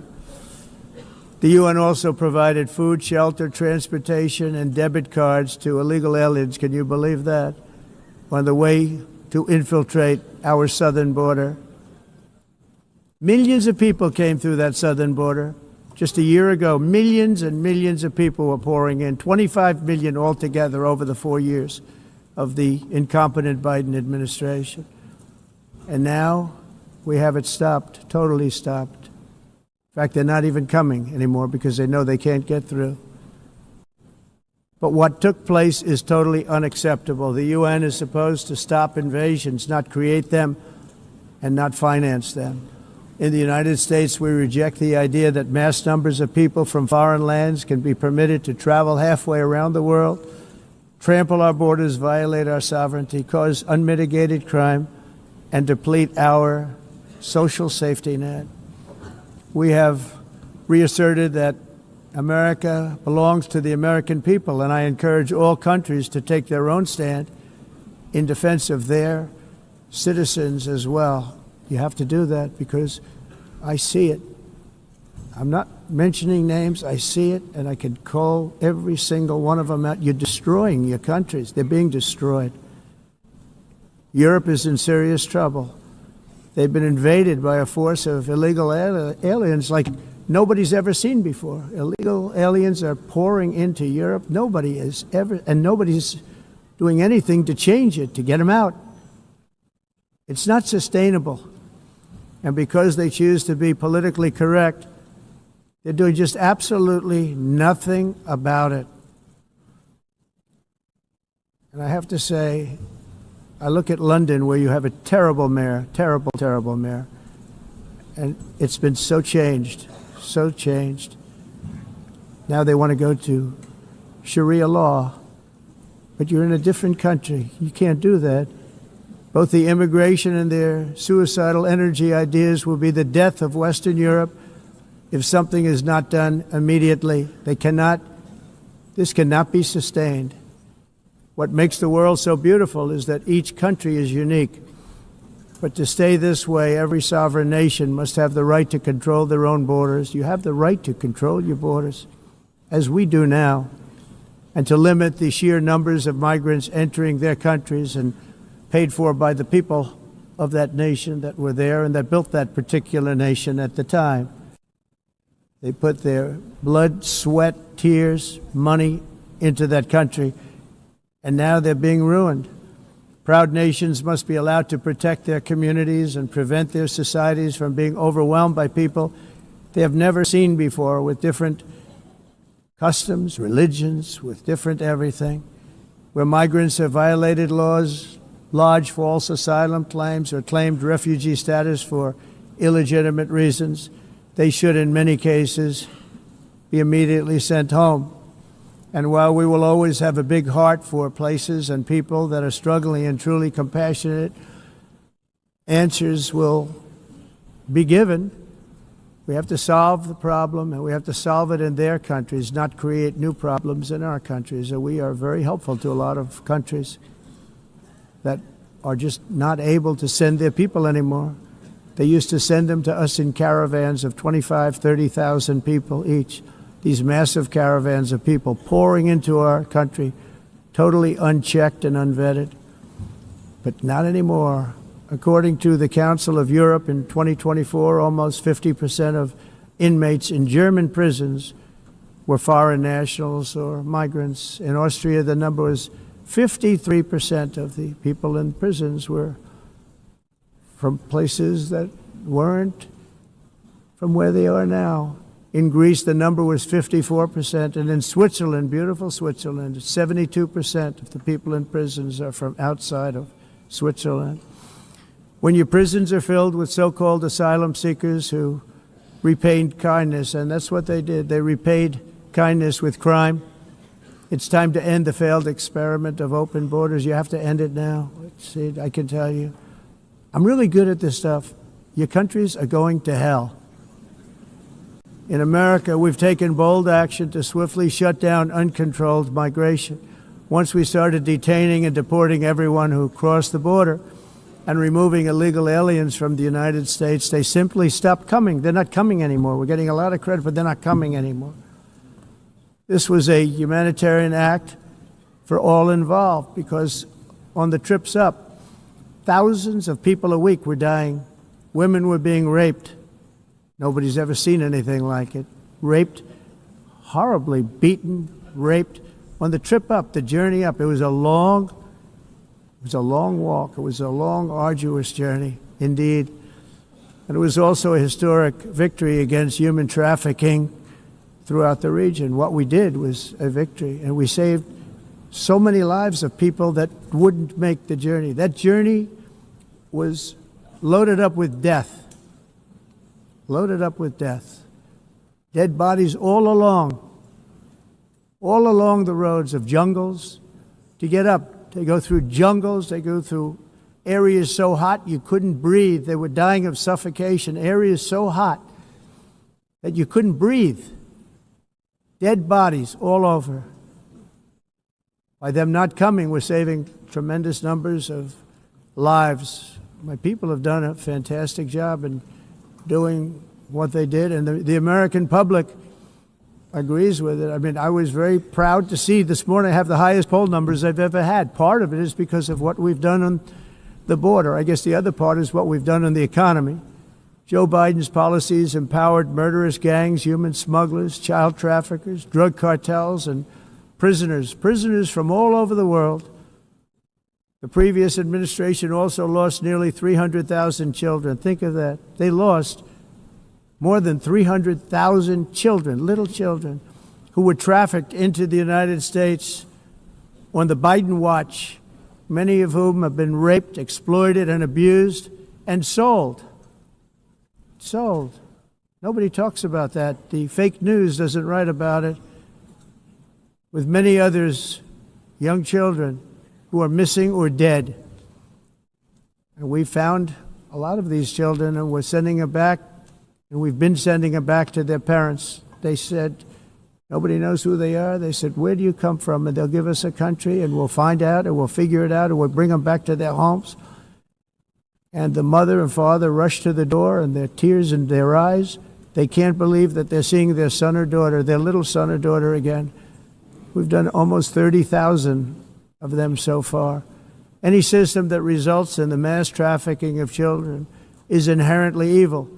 Yet that is exactly what the globalist migration agenda has done, and it's what it's all about.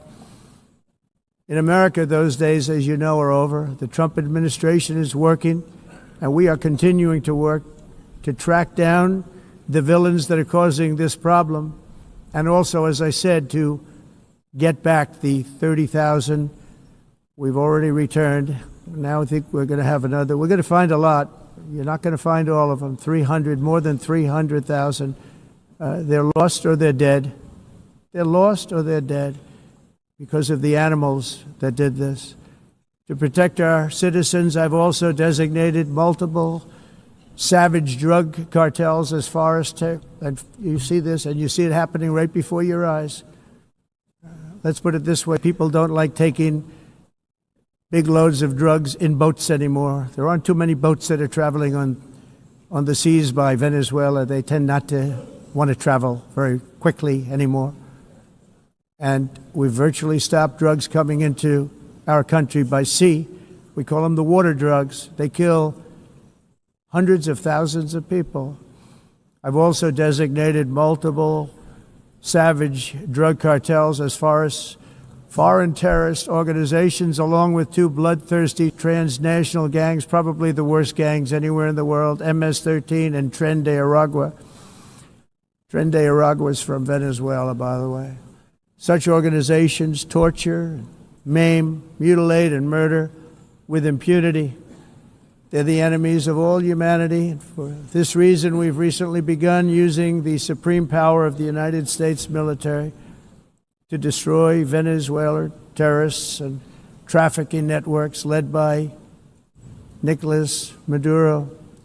To every terrorist thug smuggling poisonous drugs into the United States of America, please be warned that we will blow you out of existence. That's what we're doing. We have no choice. Can't let it happen. They're destroying. I believe we lost 300,000 people last year to drugs, 300,000. Fentanyl and other drugs. Each boat that we sink carries drugs that would kill more than 25,000 Americans. We will not let that happen. Energy is another area where the United States is now thriving like never before. We're getting rid of the falsely named renewables. By the way, they're a joke. They don't work. They're too expensive. They're not strong enough to fire up the plants that you need to make your country great. The wind doesn't blow. Those big windmills are so pathetic and so bad, so expensive to operate. Then they have to be rebuilt all the time, and they start to rust and rot. Most expensive energy ever conceived, and it's actually energy. You're supposed to make money with energy, not lose money. You lose money, the governments have to subsidize. You can't put them out without massive subsidies. And most of them are built in China, and I give China a lot of credit. They build them, but they have very few wind farms. So why is it that they build them and they send them all over the world, but they barely use them? You know what they use? Coal. They use gas. They use almost anything, but they don't like wind. But they sure as hell like selling the windmills. Europe, on the other hand, has a long way to go, with many countries being on the brink of destruction because of the green energy agenda. And I give a lot of credit to Germany. Germany was being led down a very sick path, both on immigration, by the way, and on energy. They were going green, and they were going bankrupt. And the new leadership came in, and they went back to where they were, with fossil fuel and with nuclear, which is good. It's now safe, and you can do it properly. But they went back to where they were, and they opened up a lot of different plants, energy-producing plants, and they're doing well. I give Germany a lot of credit for that. They've said this is a disaster, what's happening. They were going all green. All green is all bankrupt. That's what it represents. And it's not politically correct. I'll be very badly criticized for saying it, but I'm here to tell the truth. I don't care. It doesn't matter to me. I'm in New York City. I'm feeling a lot safer. Crime, we're getting crime down. And by the way, speaking of crime, Washington, D.C. Washington, D.C. was the crime capital of America. Now it's after 12 days, it's a totally safe city. Everyone's going out to dinner. They're going out to restaurants. Your wife can walk down the middle of the street with or without you. Nothing's going to happen. My people have done a fantastic job. And yes, I called in the National Guard, and the National Guard took care of business, and they weren't politically correct, but they took care of business. We got 1,700 career criminals out, brought them back to where they came from, the countries where they came from, or put them in jails. Washington, D.C. is now a totally safe city again, and I welcome you to come. In fact, we'll have dinner together at a local restaurant, and we'll be able to walk. We don't have to go by an armor-plated vehicle. We'll walk right over there from the White House. They've given up their powerful edge, a lot of the countries that we're talking about, in oil and gas, such as essentially closing the great North Sea oil. Oh, the North Sea, I know it so well. Aberdeen was the oil capital of Europe, and there's tremendous oil that hasn't been found in the North Sea. Tremendous oil. And I was with the Prime Minister I respect and like a lot, and I said, you're sitting with the greatest asset. They essentially closed it by making it so highly taxed that no developer, no oil company can go there. They have tremendous oil left, and more importantly, they have tremendous oil that hasn't even been found yet. And what a tremendous asset for the United Kingdom. And I hope the Prime Minister is listening, because I told it to him 3 days in a row. That's all he heard. North Sea oil, North Sea, because I want to see them do well. I want to stop seeing them ruining that beautiful Scottish and English countryside with windmills and massive solar panels that go 7 miles by 7 miles, taking away farmland. But we're not letting this happen in America. In 1982, the executive director of the United Nations Environmental Program predicted that by the year 2000, climate change would cause a global catastrophe. He said that it will be irreversible, as any nuclear holocaust would be. This is what they said at the United Nations. What happened? Here we are. Another UN official stated in 1989 that within a decade, entire nations could be wiped off the map by global warming. Not happening. You know, it used to be global cooling. If you look back years ago in the 1920s and the 1930s, they said, global cooling will kill the world. We have to do something. Then they said global warming will kill the world. But then it started getting cooler. So now they could just call it climate change, because that way they can't miss. It's climate change. Because if it goes higher or lower, whatever the hell happens, there's climate change. It's the greatest con job ever perpetrated on the world, in my opinion. Climate change, no matter what happens, you're involved in that. No more global warming, no more global cooling. All of these predictions made by the United Nations and many others, often for bad reasons, were wrong. They were made by stupid people that have cost their countries fortunes and given those same countries no chance for success. If you don't get away from this green scam, your country is going to fail. And I'm really good at predicting things, you know. They actually said during the campaign they had a hat, the best-selling hat. Trump was right about everything. And I don't say that in a braggadocious way, but it's true. I've been right about everything. And I'm telling you that if you don't get away from the green energy scam, your country is going to fail. And if you don't stop people that you've never seen before, that you have nothing in common with, your country is going to fail.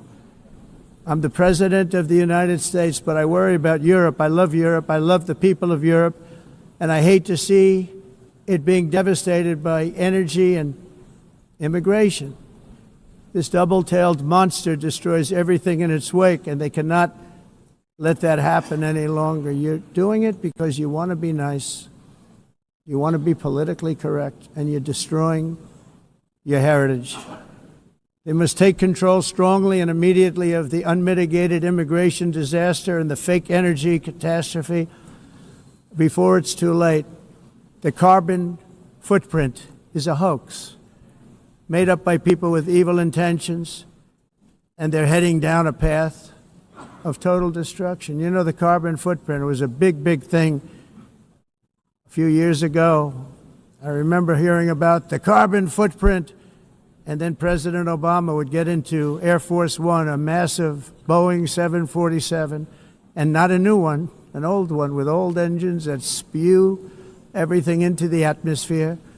He'd talk about the carbon footprint, we must do so. Then he'd get in and he'd fly from Washington to Hawaii to to play a round of golf. And then he'd get back onto that big, beautiful plane, and he'd fly back, and he'd talk about, again, global warming and the carbon footprint. It's a con job. At extreme cost and expense, Europe reduced its own carbon footprint by 37%. Think of that. Congratulations, Europe. Great job. You cost yourself a lot of jobs, a lot of factories closed, but you reduced the carbon footprint by 37%. However, for all of that sacrifice and much more, it's been totally wiped out and then some by a global increase of 54%. Much of it coming from China and other countries that are thriving around China, which now produces more CO2 than all the other developed nations in the world.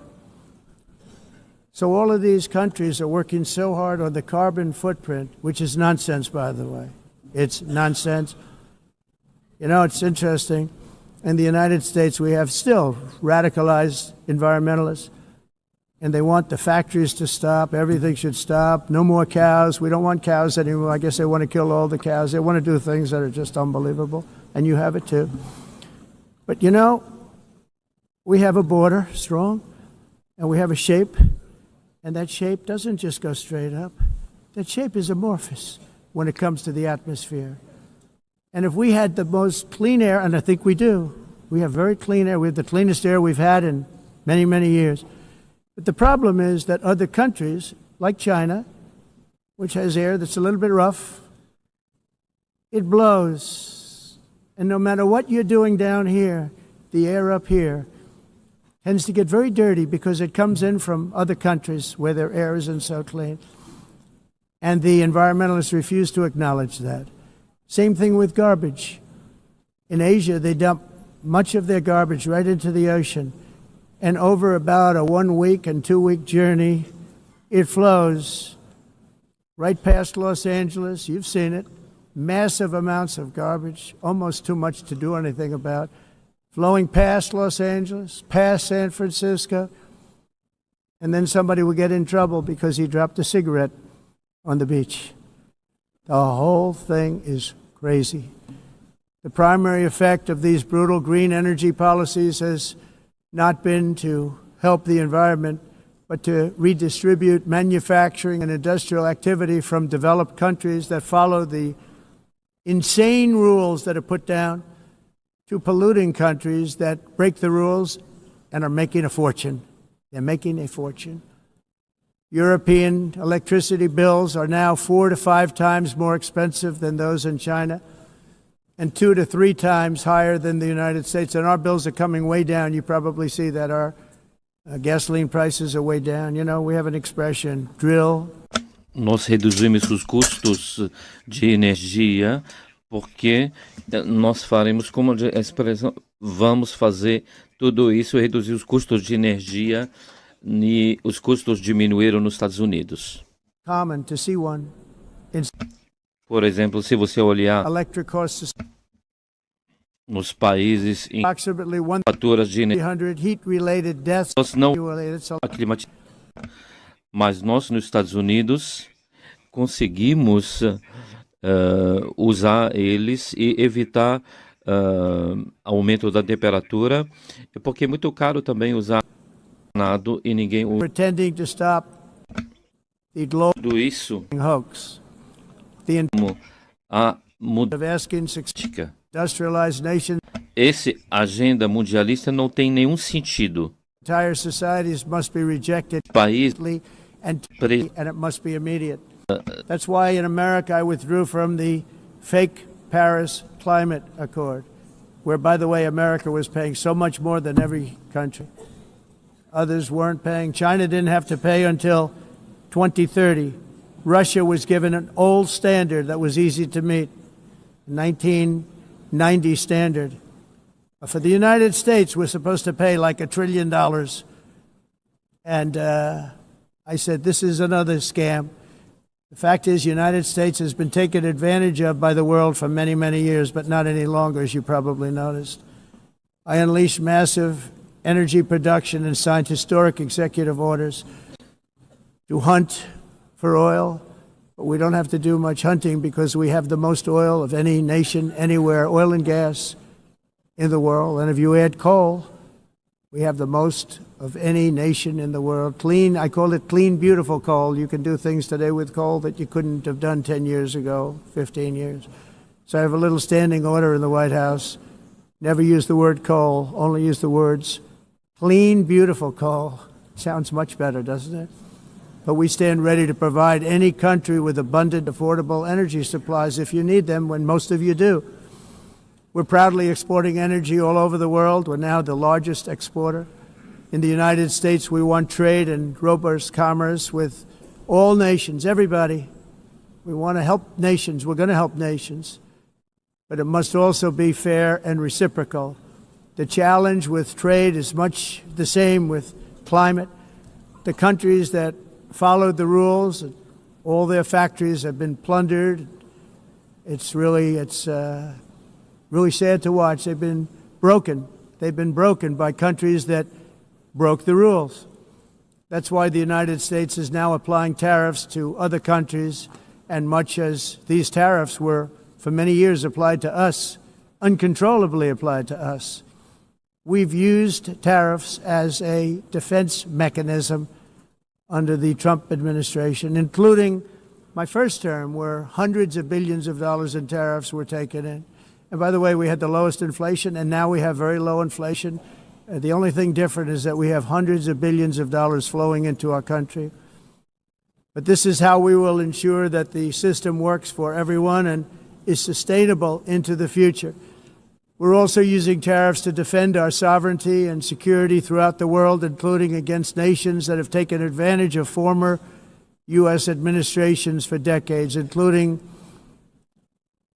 the most corrupt, incompetent administration in history, the sleepy Joe Biden administration.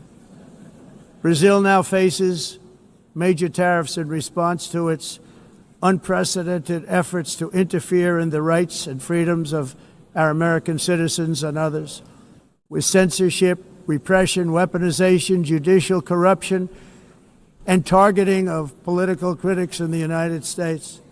I have a little problem saying this because I must tell you, I was walking in and the leader of Brazil was walking out. We saw him and I saw him, he saw me, and we embraced. And then I'm saying, can you believe I'm going to be saying this in just 2 minutes? But we actually agreed that we would meet next week. We didn't have much time to talk, like about 20 seconds. They were in retrospect, I'm glad I waited because this thing didn't work out too well. But we did talk. We had a good talk, and we agreed to meet next week, if that's of interest. But he seemed like a very nice man, actually. He liked me, I liked him.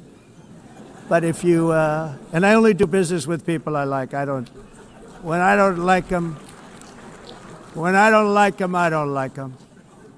But we had, at least for about 39 seconds, we had excellent chemistry. It's a good sign. But also in the past, Brazil, can you believe this, unfairly tariffed our nation, but now because of our tariffs, we are hitting them back, and we're hitting them back very hard. As president, I will always defend our national sovereignty and the rights of American citizens. So I'm very sorry to say this, that Brazil is doing poorly and will continue to do poorly. They can only do well when they're working with us.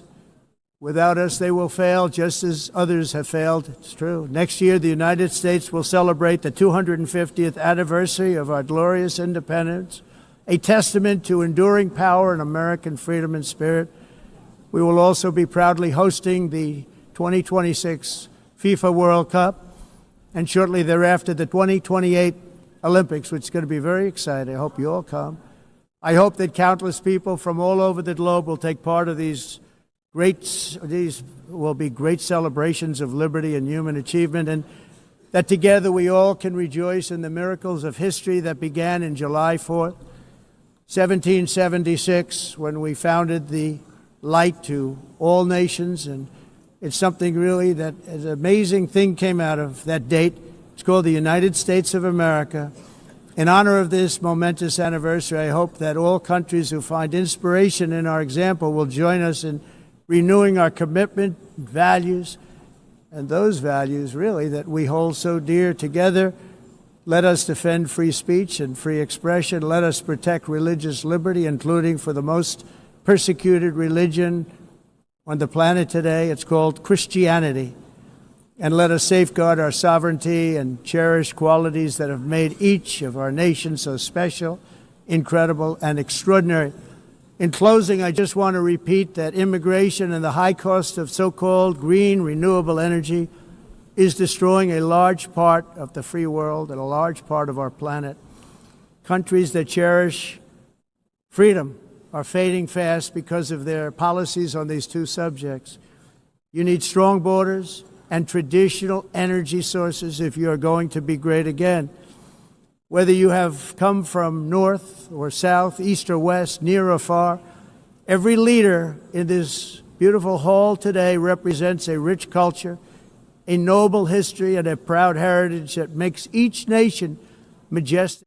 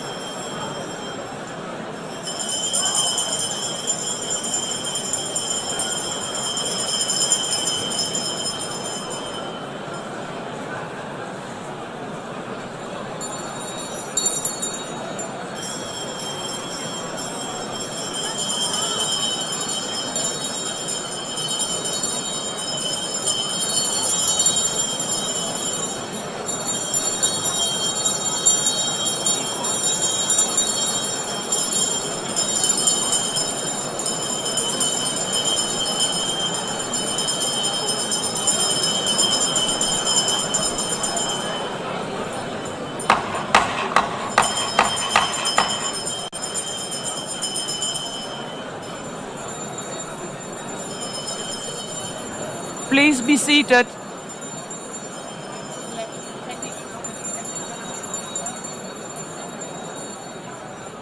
Please be seated.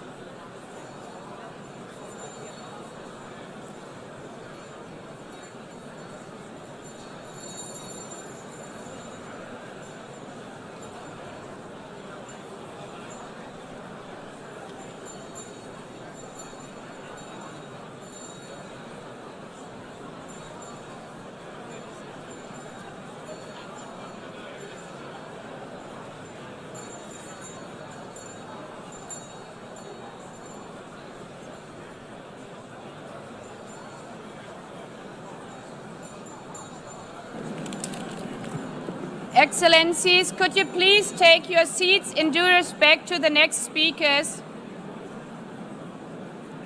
The second row, could you please take your seat right now?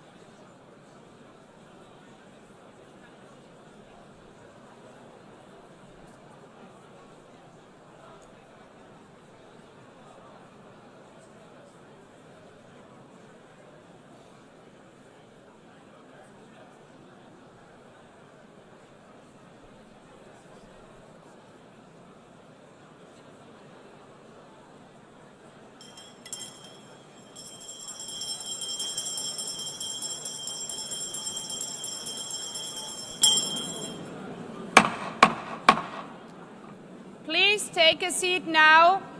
With due respect to the next speakers, I would kindly ask to gentlemen in the left row, please take your seats. We will continue.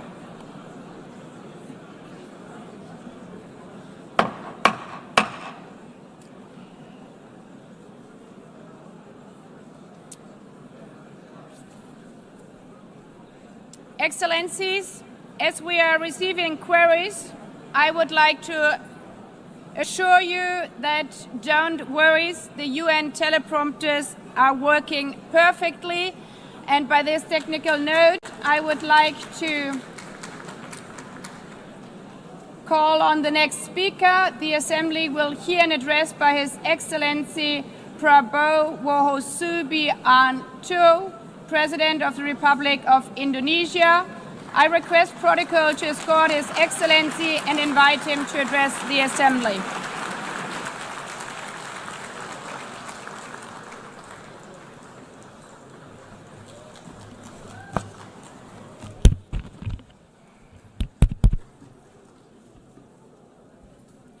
His Excellency Mr. Antonio Guterres, Secretary General of the United Nations, Her Excellency Madame Annalena Baerbock, President of the United Nations General Assembly,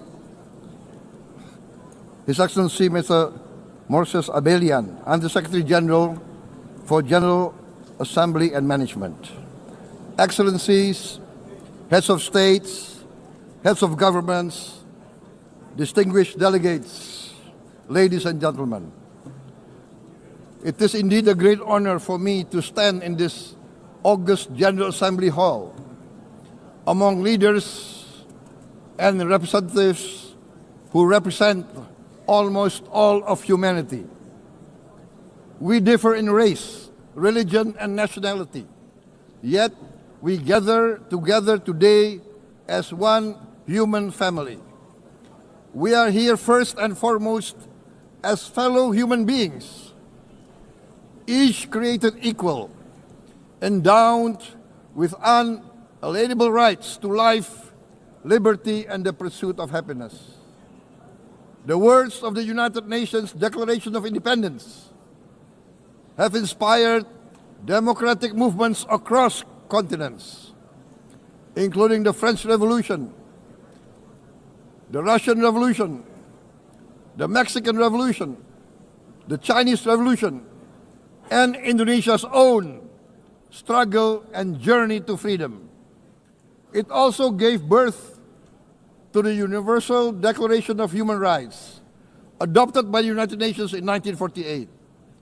All men are created equal was the creed that opened the way to unprecedented global prosperity and dignity.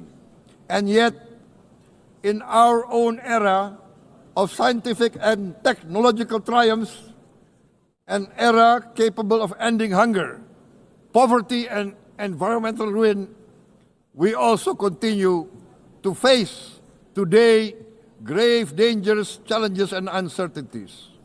Human folly, fueled by fear, racism, hatred, oppression, and apartheid threatens our common future.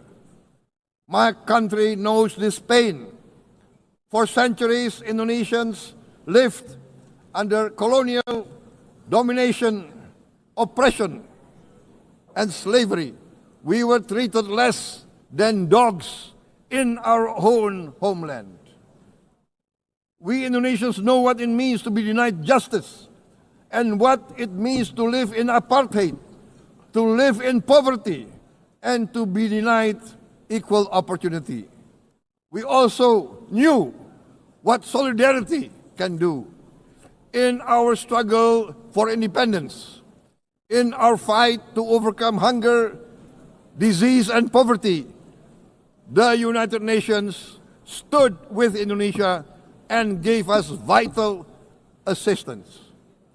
Decisions made here based on human solidarity by the Security Council and this Assembly gave Indonesia independence, international legitimacy, opened doors, and supported our early development through the efforts of the United Nations Children Fund, the United Nations Food and Agriculture Organization, the FAO, the World Health Organization, and many, many other United Nations institutions. And because of that, Indonesia today stands on the cusp of shared prosperity and greater equality and dignity. Madam President, Excellencies, our world today is driven by conflict, injustice, and deepening uncertainty. Every day, not drift apart. Together, we must strive to achieve our hopes, our dreams. The United Nations was born from the ashes of the Second World War that claimed scores of millions of lives. It was created to secure peace, security, justice, and freedom for all.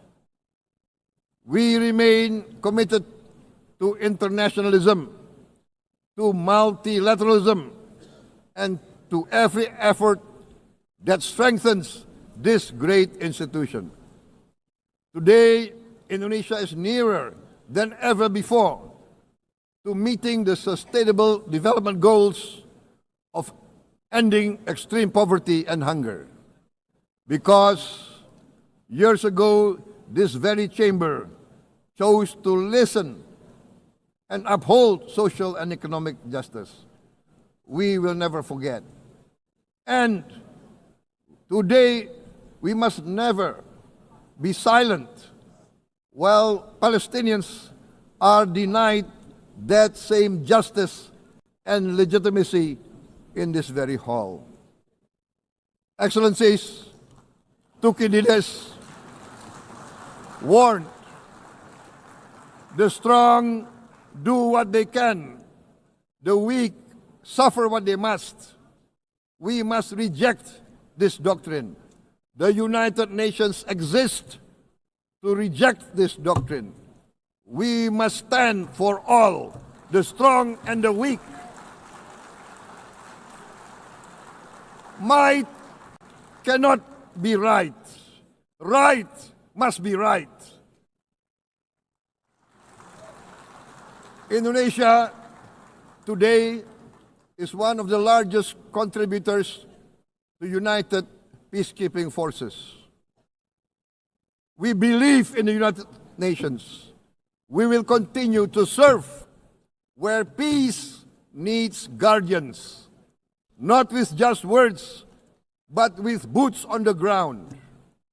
If and when the United Nations Security Council and this great assembly decide Indonesia is prepared to deploy 20,000 or even more of our sons and daughters to help secure peace in Gaza or elsewhere, in Ukraine, in Sudan, in Libya, everywhere when the peace needs to be enforced, peace needs to be guarded, we are ready, we will take our share of the burden, not only with our sons and daughters, we are also willing to contribute financially to support the great mission to achieve peace by the United Nations. Madam President, Excellencies, I propose to this Assembly a message of hope and optimism, grounded in action and execution. Today, we heard the speech of Madam President, the President of the United Nations General Assembly. Yes, it is true what she said. Without the International Civil Aviation Organization, will we be here today? Will we sit in this great hall? Without the United Nations, we cannot be safe. No country can feel secure. We need the United Nations, and Indonesia will continue to support the United Nations. Even though we still struggle, but we know the world needs a strong United Nations. The world's population is growing. Our planet is under strain. Food, energy, and water insecurity haunt many nations. We choose to answer these challenges directly at home and to help abroad wherever we can. This year, Indonesia recorded the highest rice production and grain reserves in our history. We are now self-sufficient in rice, and we are starting now to export rice to other nations in need, including providing rice for Palestine. We are building resilient food supply chains, strengthening farmer productivity, investing in climate-smart agriculture to ensure food security for our children and for the children of the world. We are confident in a few years' time, Indonesia will be the granary of the world.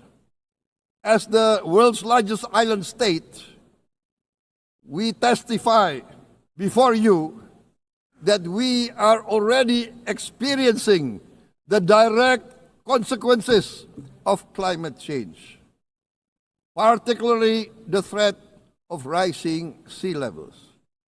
The sea level on the north coast of our capital city is increasing by 5 centimeters every year.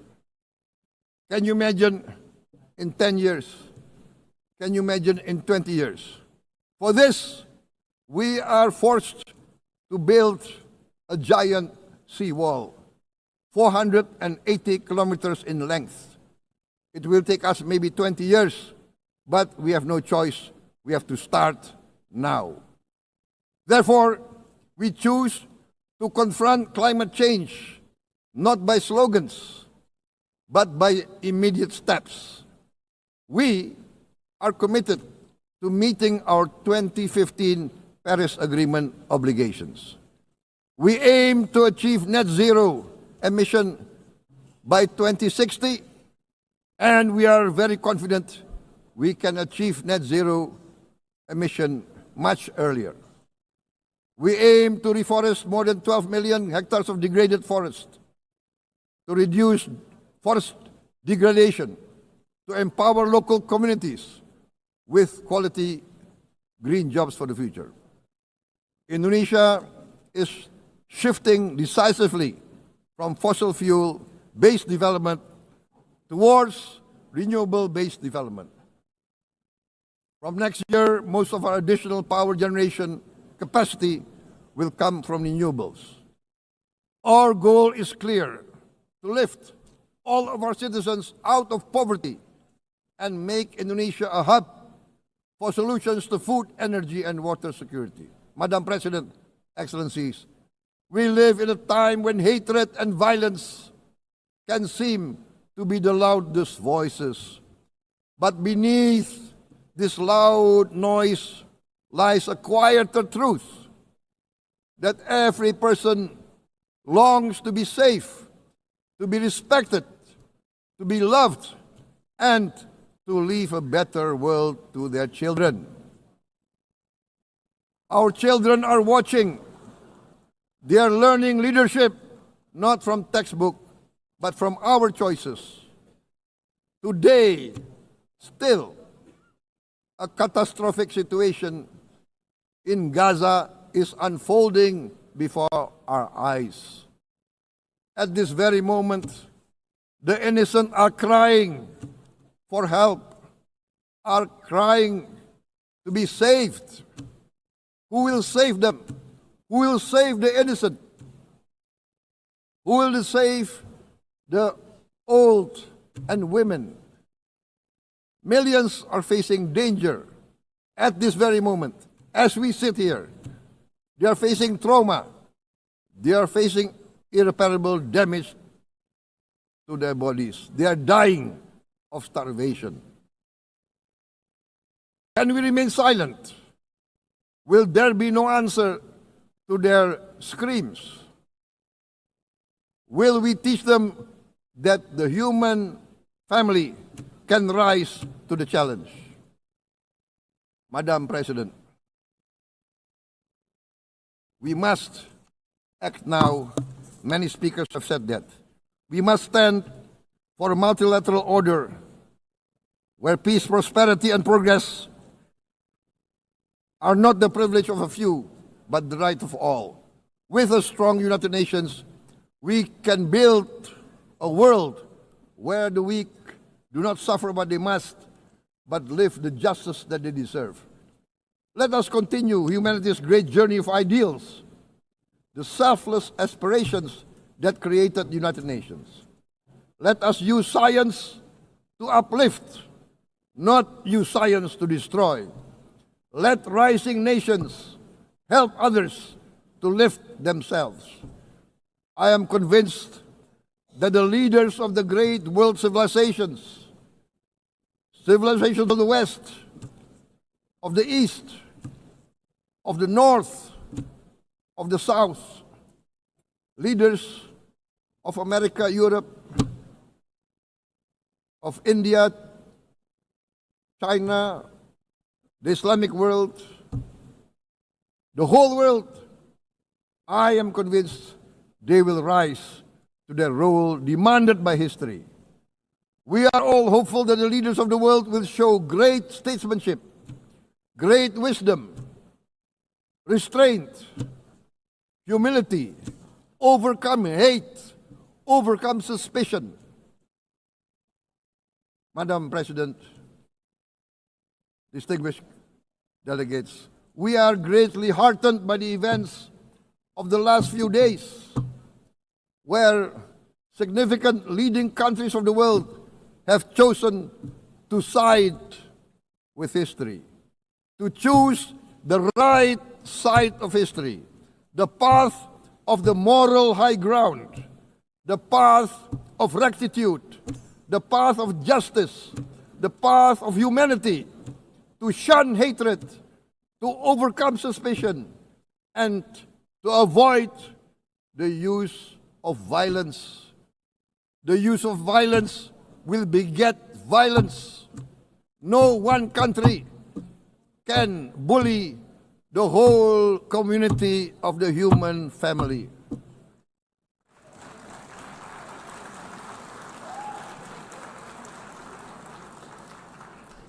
We may be weak individually, but the sense of oppression, the sense of injustice has proven in the history of mankind that this sense of injustice, this sense of oppression will unite into a strong force that will overcome this oppression, that will overcome this injustice. To close, I would like to reiterate again Indonesia's complete support for the two-state solution in Palestine. We must have an independent Palestine. But we must also recognize, we must also respect, and we must also guarantee the safety and security of Israel. Only then we can have real peace, and no longer hate and no longer suspicion. The only solution is this two-state solution. Two descendants of Abraham must live in reconciliation, peace, and harmony. Arabs, Jews, Muslims, Christians, Hindus, Buddhists, all religions, we must live as one human family. Indonesia is committed to being part of making this vision a reality. Is this a dream? Maybe, but this is the beautiful dream that we must work together towards. Let us work towards this noble goal. Let us continue humanity's journey of hope, a journey started by our forefathers, a journey that we must complete. Thank you. Wassalamualaikum warahmatullahi wabarakatuh.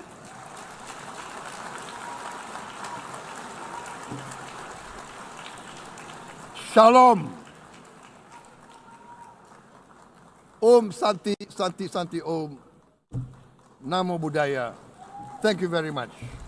May God bless us all. May peace be upon us. Thank you very much. Thank you. On behalf of the Assembly, I wish to thank the President of the Republic of Indonesia.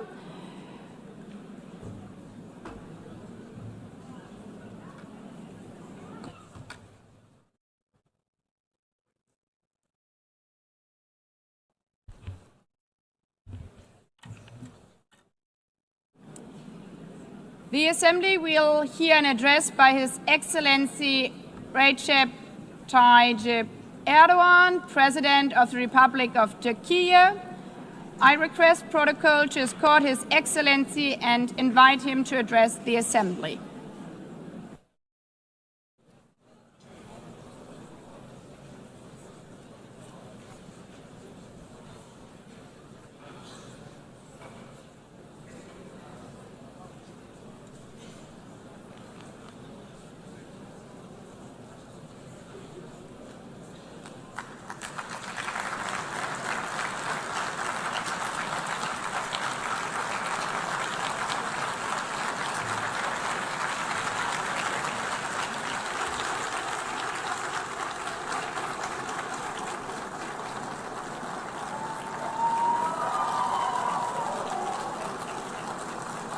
Sayın Başkan, Excellency President of UNGA, Excellencies Heads of State and Government, Distinguished Secretary General, distinguished delegation members, on behalf of myself and my nation, I greet you all with most heartfelt feelings. I wish for the 80th United Nations General Assembly to bring blessings to all humanity. I am deeply honored to address you once again from this podium, which represents the collective conscience of humanity. I congratulate Mr. Young, who has completed his term as President of the General Assembly, and I wish success to Ms. Baerbock, who has taken over this position.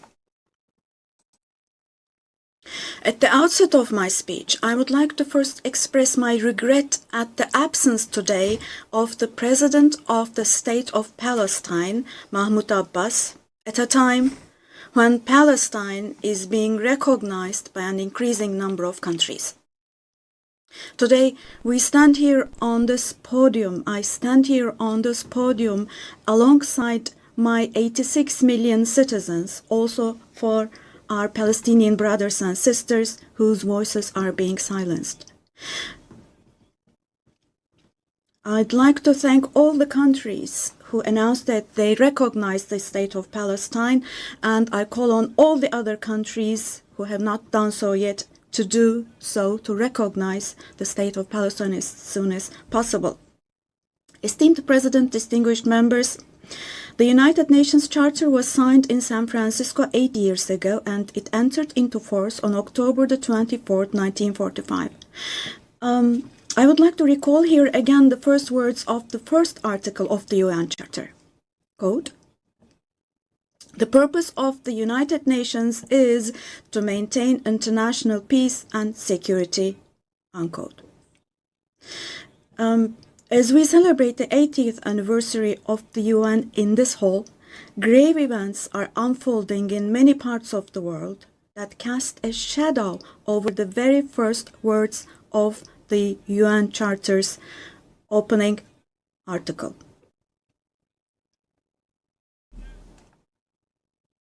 Particularly in Gaza, right before our very eyes, genocide has been going on for over 700 days now. Even as we gather here, as we speak now, Israel is currently massacring civilians in Gaza. The number of civilian casualties in Gaza has surpassed 65,000. Unfortunately, the number of people who are still trapped under the rubble is not yet known, and more than 20,000 of those who died were children. For the last 23 months, a child has been murdered by Israel in Gaza every hour. Yes, every hour. These are not just figures, dear friends. All of these, each one of these is a person, a human being, innocent people. People are now being killed not with weapons, but with the weapon of starvation. In the 21st century, under the gaze of the civilized world, 428 people died of starvation. Out of those 428, 146 were children, and this number is increasing every day. Now, I will show you a photo, which is a picture from daily life in Gaza. The first photo, as you see, these are people. These are women with these cups that they are holding in their hands, cups and buckets. Just feel your conscience and answer the following question. Can we possibly have a reasonable reason for this brutality in 2025?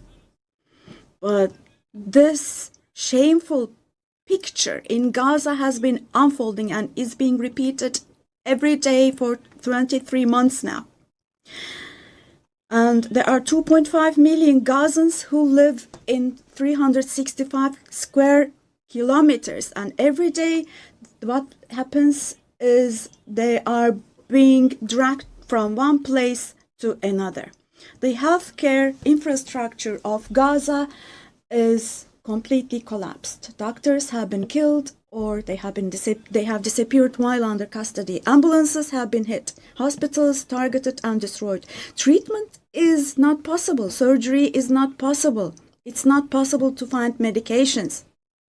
Now, dear friends, as Tayyip Erdogan, with a heavy heart, with my heart bleeding here, I am telling you, innocent little ones, just 2 or 3 years old, without hands, arms, or legs, have become, unfortunately, a common sight to see in Gaza.